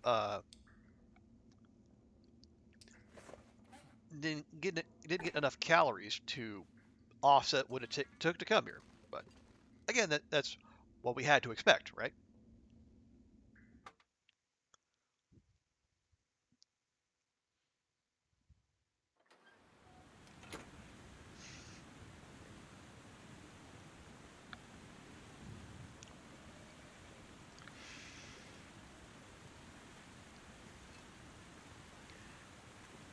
Hey, maple sapling though. It's the best use of our time, maybe not, but again, maple sapling. And that one harvest took half of our temperature meter.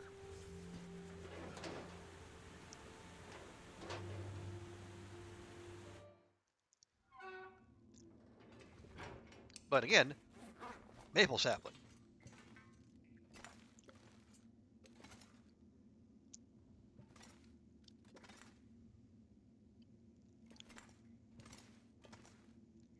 Did I see? I saw bed. Bed. There we go.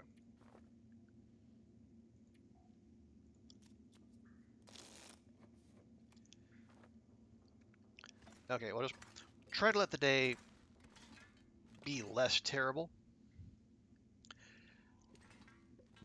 Yeah, where do we leave that? Well, we could. Yeah, if we could either leave that in the front of the transition cave, going to the Muskeg, or we could take that back to the bunker in the Muskeg as well.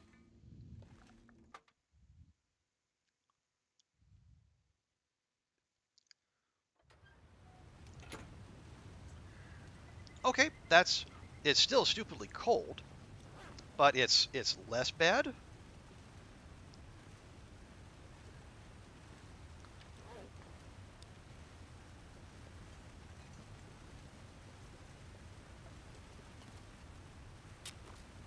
Yeah, just do it.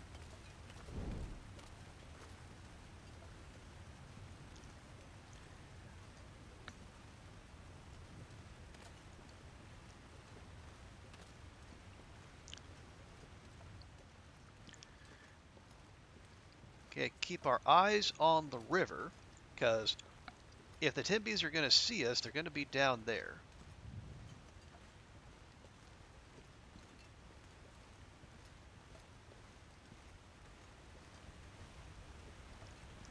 Oh, can we get down there? Okay, nope. At least, well, no, okay, no, not so far. Easy. Steady, Astrid.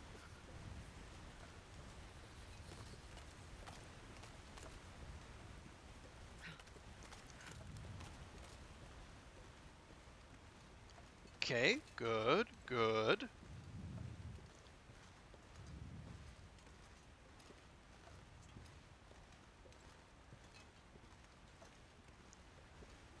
Okay. Okay, yeah, no, I think I see one just on the... But it's over there across the river. So, as long as we don't draw attention to ourselves, or the Timby suddenly gains superpowers, I think we should be able to get out of here without too much issue.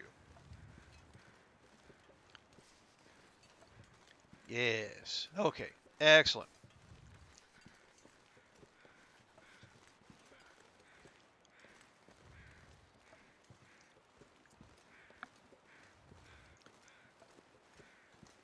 Yes, nicely done, Agent Greenwood.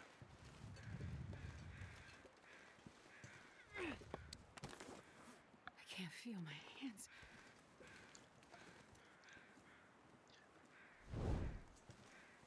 I assure you, Astrid, you're going to be fine. I know it's cold as all heck, but you're going to be snug as a bun-bun in the cave with Larry before you know it.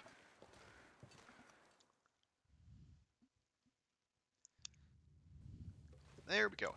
And not even any hypothermia risk to burn off.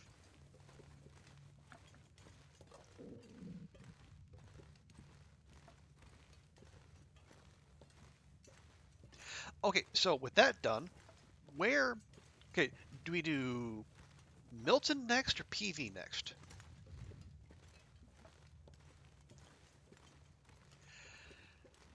Well, Milton is closer.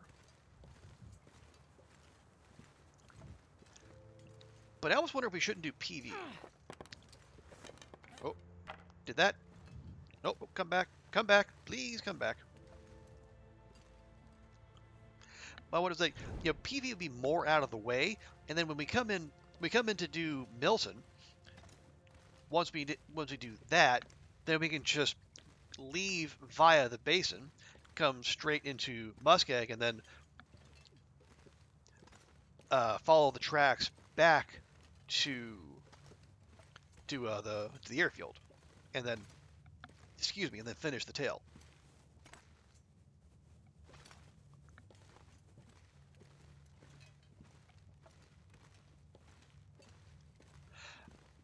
Okay, so if that's the case, how do we get to PV? Well, the Muskeg, Mystery Lake, Dam, PV. Easy.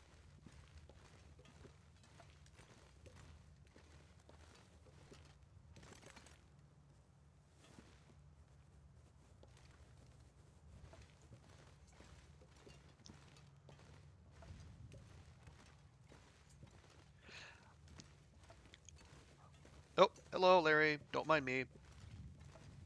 Okay, so is there anything we'd want to go back to Spence's to get? We didn't really. Did we pick up our pot? We did pick up our pot.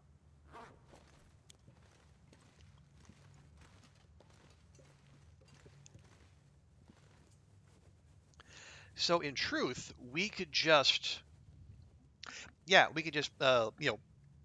continue following the the outside of the muskeg. The only thing we would go back for would probably be, that one deer steak. And it's not, we can find cattails along the way.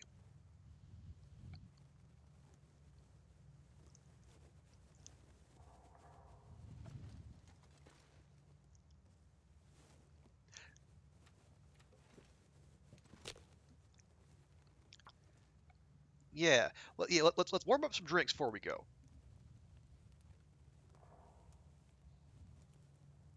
Come on, little fire. Come on.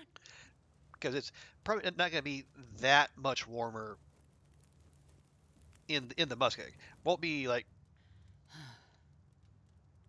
it won't be Bleak Inlet cold, but it'll still be cold.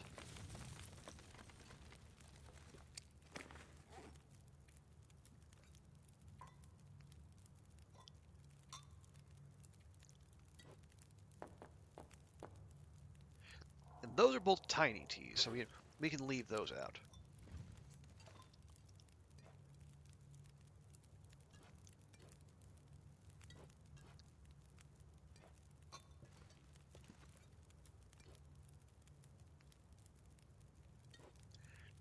Jiggle, jiggle, jiggle, jiggle, jiggle, and jiggle.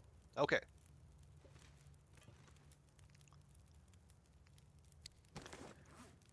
We don't need any more birch bark to prepare. We have coffee or tea, but I'd rather save those for when we actually need them.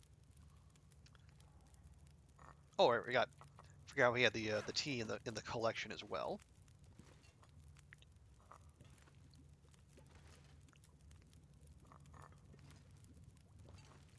There we go.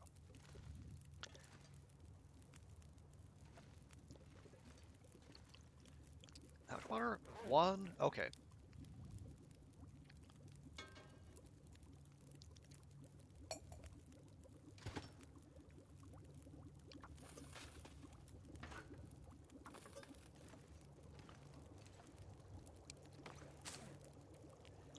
Yeah, we are getting worryingly low.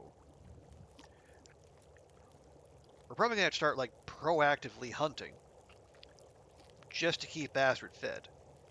And keeping her fed would be important because we don't have a moose hide satchel, so the tech backpack and well fed are the main reasons we're getting away with carrying around as much as we are.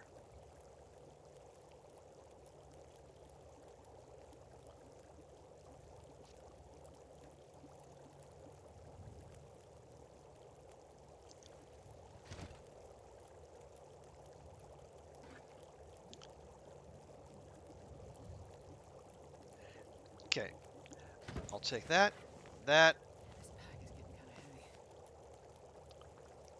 Good torch.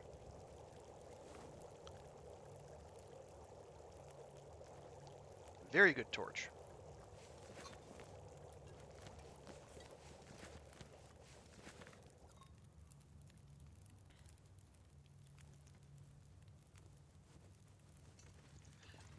Okay, let's go.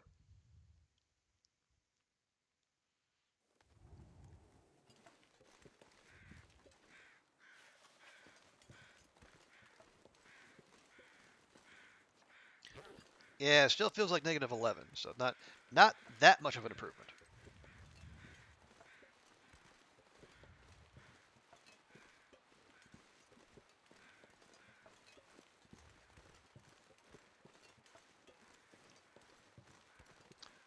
Now we can't hug the rocks all the way along because the way Hinterland has laid them out, it's going to force us to go out on the ice. Otherwise, like there's weak ice where you'd normally be the safest. That's a container right there. That's a wacky place to leave a container. Naturally, it's empty.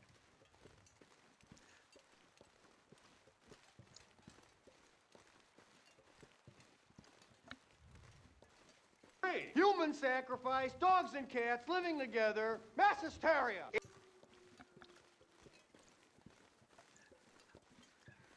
Done with the haircut, Will? Everything ship shape and Bristol standard?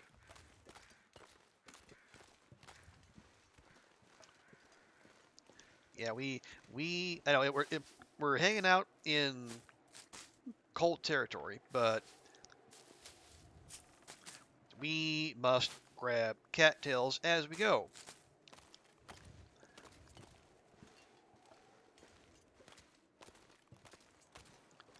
It is? Good. Glad to hear it, Will. Oh, for Pete's sake. Well, that was fun while it lasted.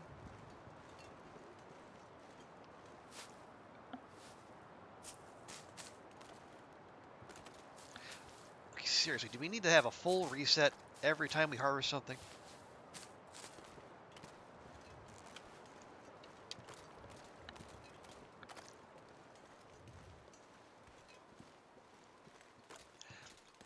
But good. So yeah, you and the lad have had your hair done. So what else is on the docket for today, Will? All right. Well, yeah, if it's going to be too windy and, yeah, negative 22, that's too much wind to keep a torch lit. So we'll just have to do this the old-fashioned way and then just shoot any aggressors in the face.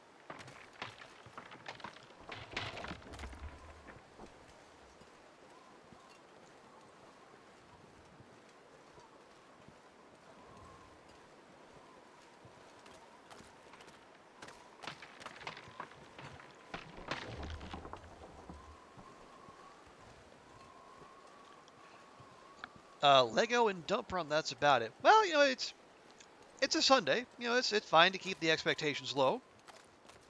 Just enjoy the day. And Lego is a heck of a way to enjoy the day. Okay, one dog over there. See if we can keep it over there.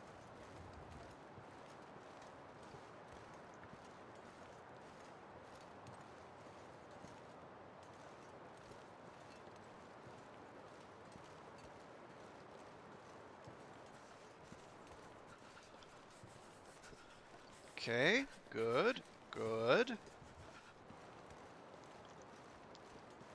Right.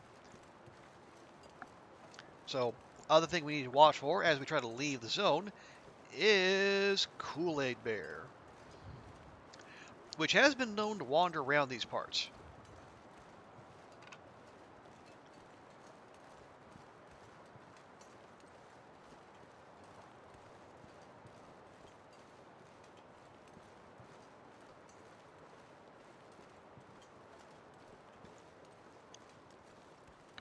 Did I say I hate being cold? Nope. Because I really do. You've never mentioned it before, Astrid. I don't know why. I would very much prefer that you speak up and advocate for yourself.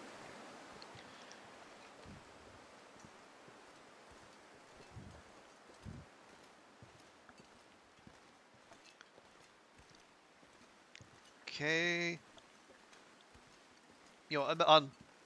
On Stalker, going over these blind hills and these ridges where could be a wolf hiding or a bear right over the edge, doesn't feel anywhere near as nerve-wracking as it does on Loper, where there is the very real possibility that, one struggle could end the run, even from full health. So, yeah. So I'm probably a little quieter than usual, but I think we have got away with it.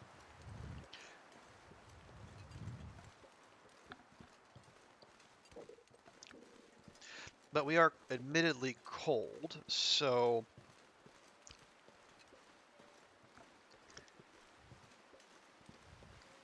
yeah, we should look into. Yeah, we'll make a stop at Camp HQ. Let Astrid thaw out a bit. Oh yeah, I think if we have birch there, we could also make we can make a couple of replacement arrows for those two that broke in the line of duty. We have the arrowheads and we have feathers aplenty.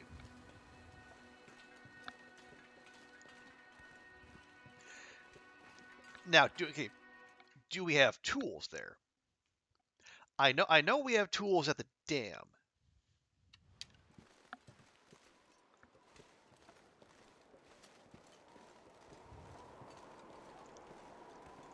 Oh, here we go.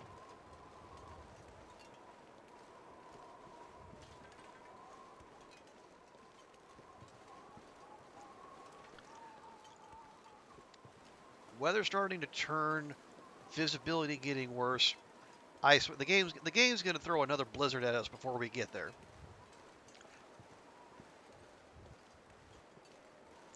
Yeah, it's been a day and a half.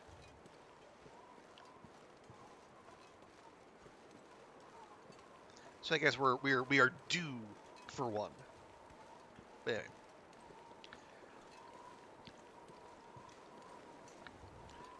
anyway. I can see the turn in the power line from here. So Camp HQ not that far away.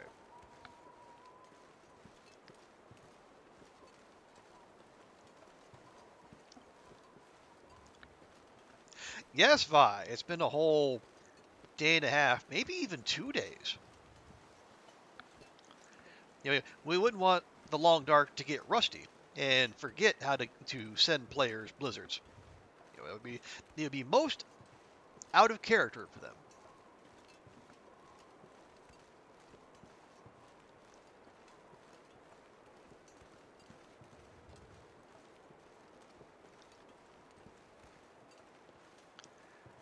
Okay, should I? Yeah. Probably should pick up some sticks as we go. Just if we get stuck in there, we need to cook. Well, I say if we need to cook something, what would we cook? Just unless there's a cattail stew recipe that I haven't heard of, we're gonna be a little hard up. And we did fully clear out the neighborhood gathering of ptarmigans, so can't even snipe them. Oh ho! A buck, you say?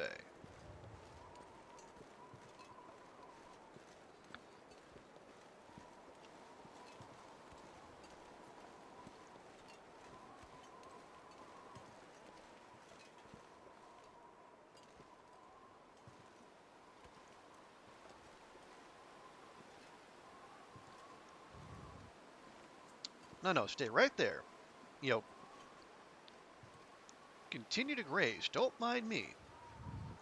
Weather alone makes you want to not play Loper. Understandable. Yeah, the world gets as cold as it's going to get very quickly.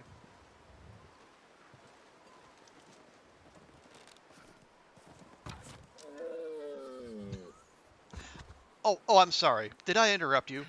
Please continue.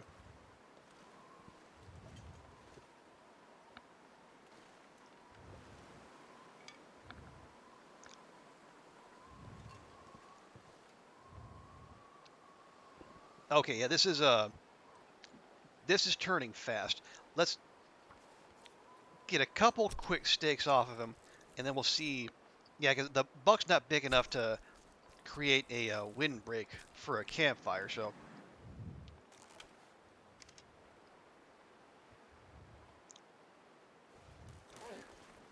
Yeah, let's go. yeah, thank you, Mike. That was a little bit ambitious on my part, but we got away with it.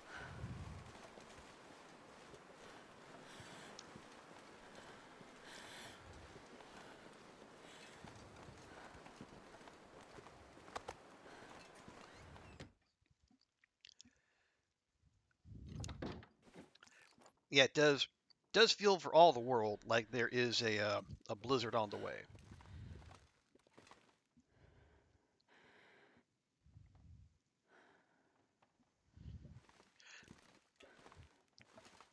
So yeah, but our food situation is such that we really needed that kill.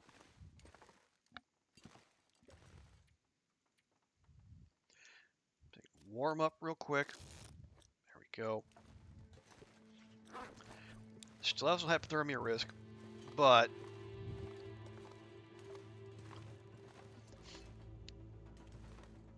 sooner we get that harvested, sooner we can feast on its remains.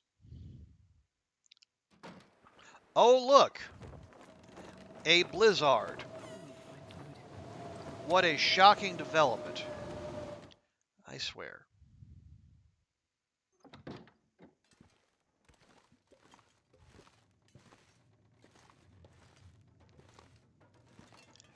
Okay, well, we're going to do this instead. Have we researched that? We have. Perfect. No. This is Loper. We're going to be responsible.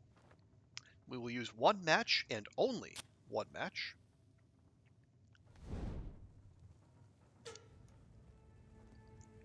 Use a torch. Use a book.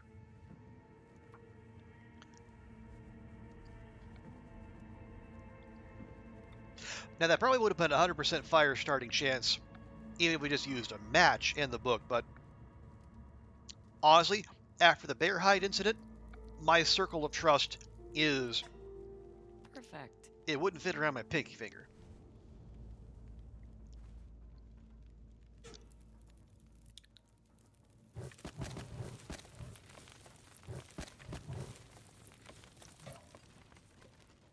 Okay, yes. Venisol and Venisol.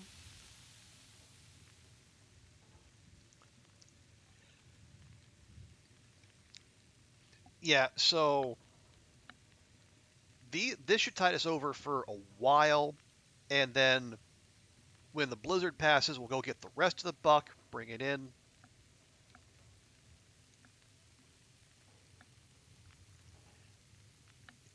Excuse me. And then we'll go to the dam.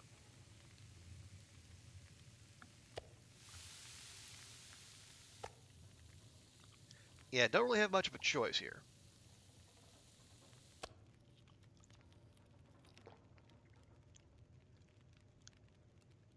I mean, there's nothing I can cook with what we have here, right?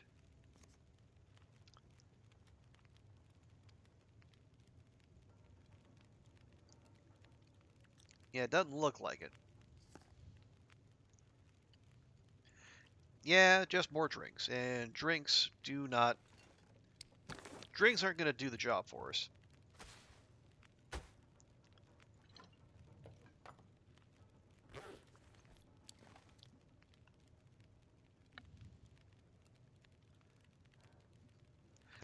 Well, if that's the case, just make more water. We we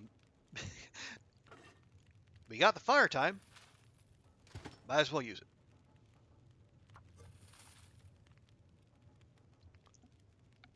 Now we could YOLO it, send Astrid out in the blizzard, have her, tank the cold damage, get the buck. But we're not in that dire strait. If we were about to lose well fed, I'd send her out there, get a half kilogram off it. But we're okay. So there's no need to do anything that rash.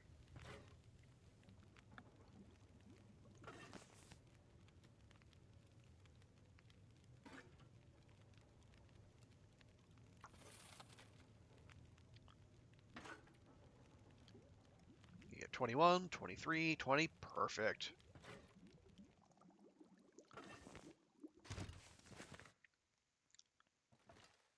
Oh, and I think that might be the blizzard done.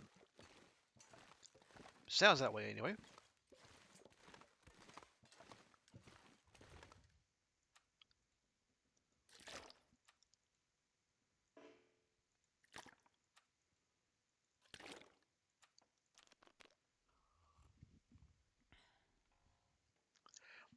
Alrighty, well, let's go check. Because if that is in fact the case, this is our opportunity to do all the things. Nice. Very nice.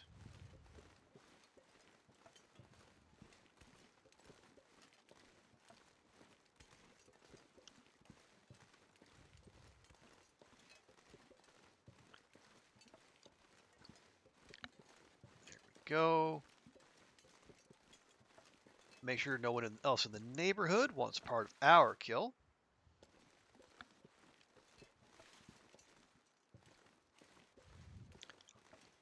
Okay, let's get moving. How long is that going to take? You know what, just do it. Do it all. If we have to cancel that one... Oh, geez, okay. I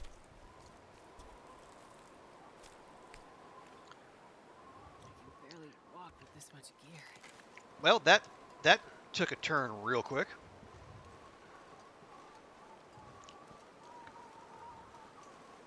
Went from being just fine to actually positive to having the wind blowing directly in our face, which probably went some way to making things worse. Cold. We get it, Astrid. You're always cold.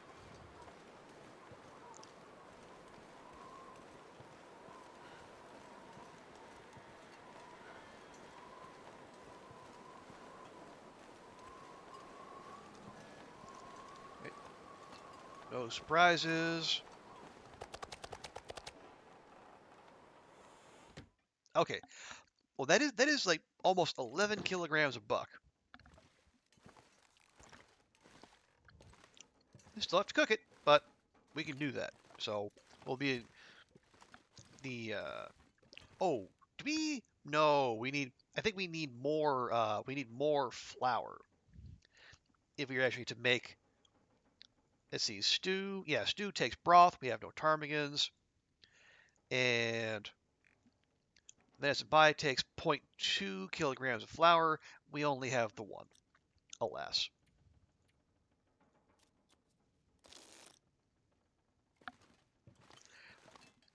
Okay, well, before that melts away, so to speak, I do want to get the hide and guts off of that. And it should take much less time, not more than an hour.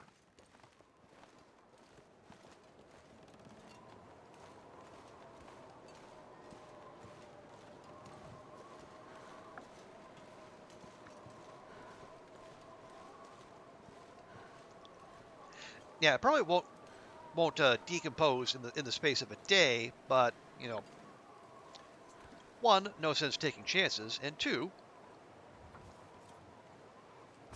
sooner we get it harvested and curing, the sooner we can make use of all this. Oh, yeah. I remind myself.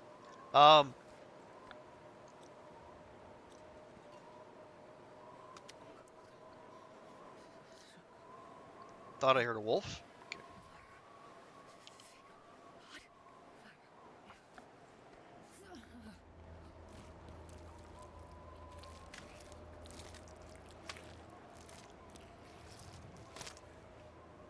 Yeah, sooner we get the things curing, sooner we can get.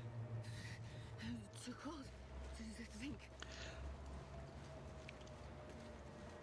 Yeah, because the sooner the hide and the guts cure, so we can make use of them. In particular, we could, because I completely forgot, we're still carrying around that maple sapling that we picked up in Bleak Inlet.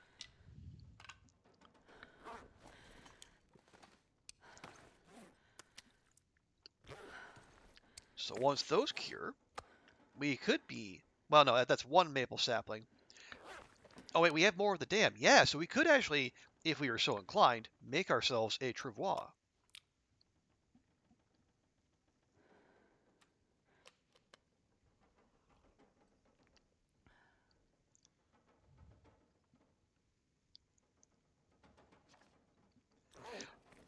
Right, so let's... How are we for fuel? 20 sticks, coal. Okay, yeah. Let's make ourselves... Yeah, let's set future Astrid up for success by cooking, maybe not all of it, but definitely some of the venison we've just harvested.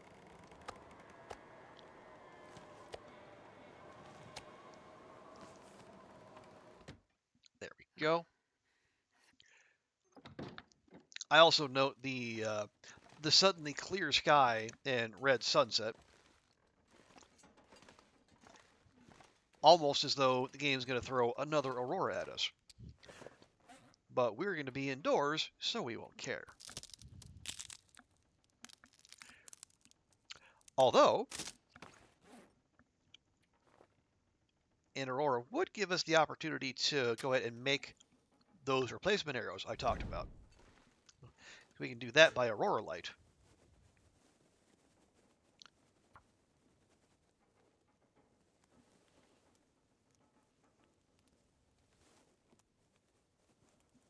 Come on, little fire.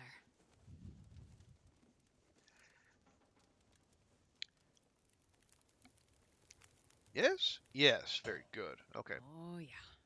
That's a good one.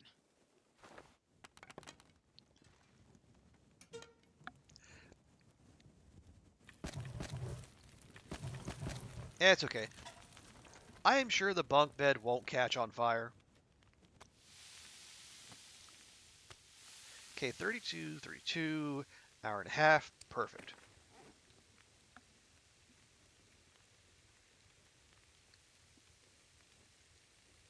Yeah, we got the feathers. We got the arrowheads. Oh yeah, I should. Let me go check. Do we actually have birch down here? We do not. Then I put it in the workbench. I did not. Okay, so yeah, replacement arrows are going to have to be done at... Where? Oh, those are tiny teas.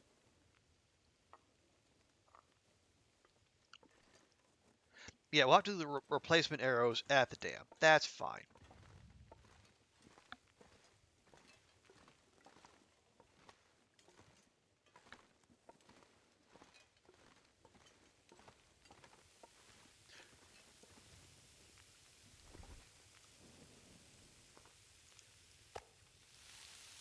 Okay, done and done. 32, 31 hour. Perfect.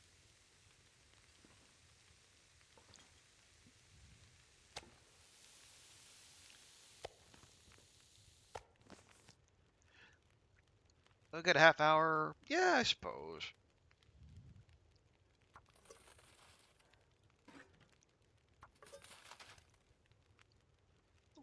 Throw in an extra stick. That's fine. Maybe 2.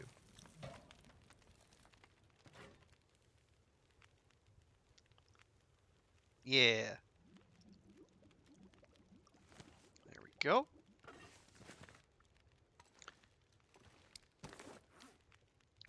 As we have a nice big dinner of freshly cooked venison.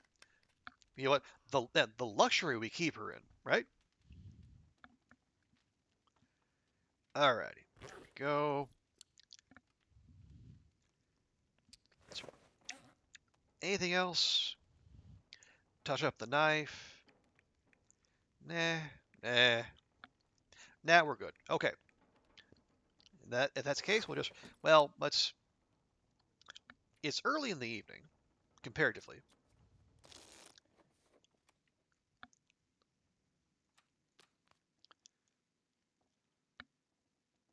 Just to get her that little bit extra tired. That is also part of the reason I had her sprinting around. Not just to duck cold damage, but try to get her to sleep through the night.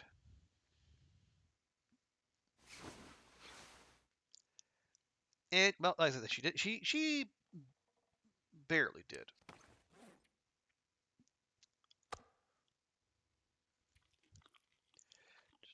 Top up her hunger here.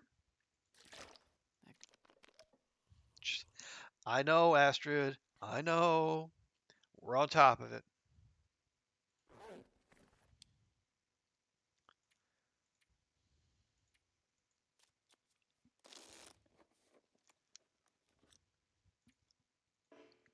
Oh, come on. If I pass time for an hour, I should be able to sleep for an hour. That's ridiculous. All right. Anyway. Yeah, it is 1 in the morning, and unfortunately I do have to work tomorrow and go into the office, so I can't even have the luxury of sleeping in a little while longer and then just making the commute to my the broom closet that doubles as my quote-unquote office. Yeah, we're gonna have to leave it there. But before we check out, we will do our run through of the journal. We have survived for 133 days. Again, as long as we're alive, we're setting new Loper PBs.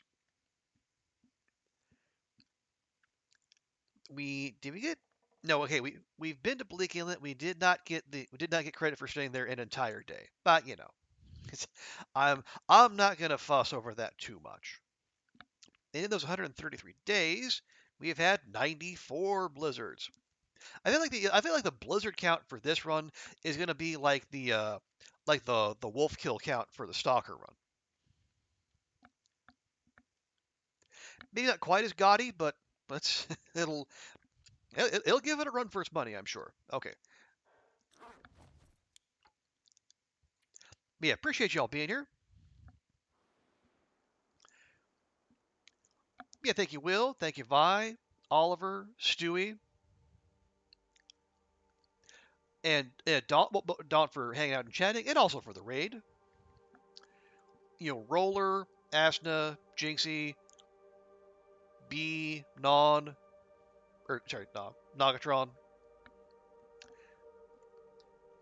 Did not mean to call you Flatbread, Nog. My apologies.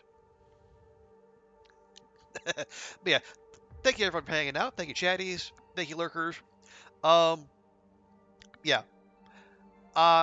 Unless something else comes out that I don't anticipate, we'll probably get the lineup next week is probably going to be the same as this one. Ideally, I would get through Elden Ring before too long because I think turn that down. Yeah. On March 19th, the 1.6 update of Stardew Valley is coming out.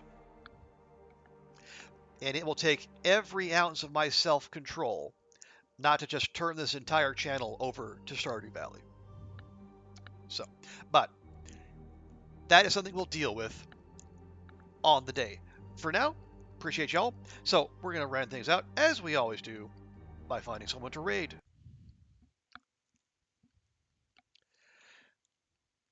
Let's see, who we got? Tofu's there. Bash is on. Oh, you know who else is on? I see Phenomenon is on. Let's see, how long has she been on? Yeah, I haven't rated Shan in a dog's age. Let's see. Oh, she's just started. Fantastic. Okay. Yeah, folks, we're going to go raid Phenomenon. She was in here yesterday, part of Bash's raid. Another fantastic long dark streamer, a huge Star Trek fan. So if you are a fan of Star Trek, Shan is a place for you to hang out. She has a channel redeemed for Star Trek Kiss Cam, which just has to be seen to be believed. And the improv is just wow, chef's kiss. So everyone, thank you so much for hanging out. Please join me on the raid. Show Shan some love. And yeah, so we'll see you regular schedule on Thursday. So everyone have a great rest of your day, and we'll see you next time. Bye for now.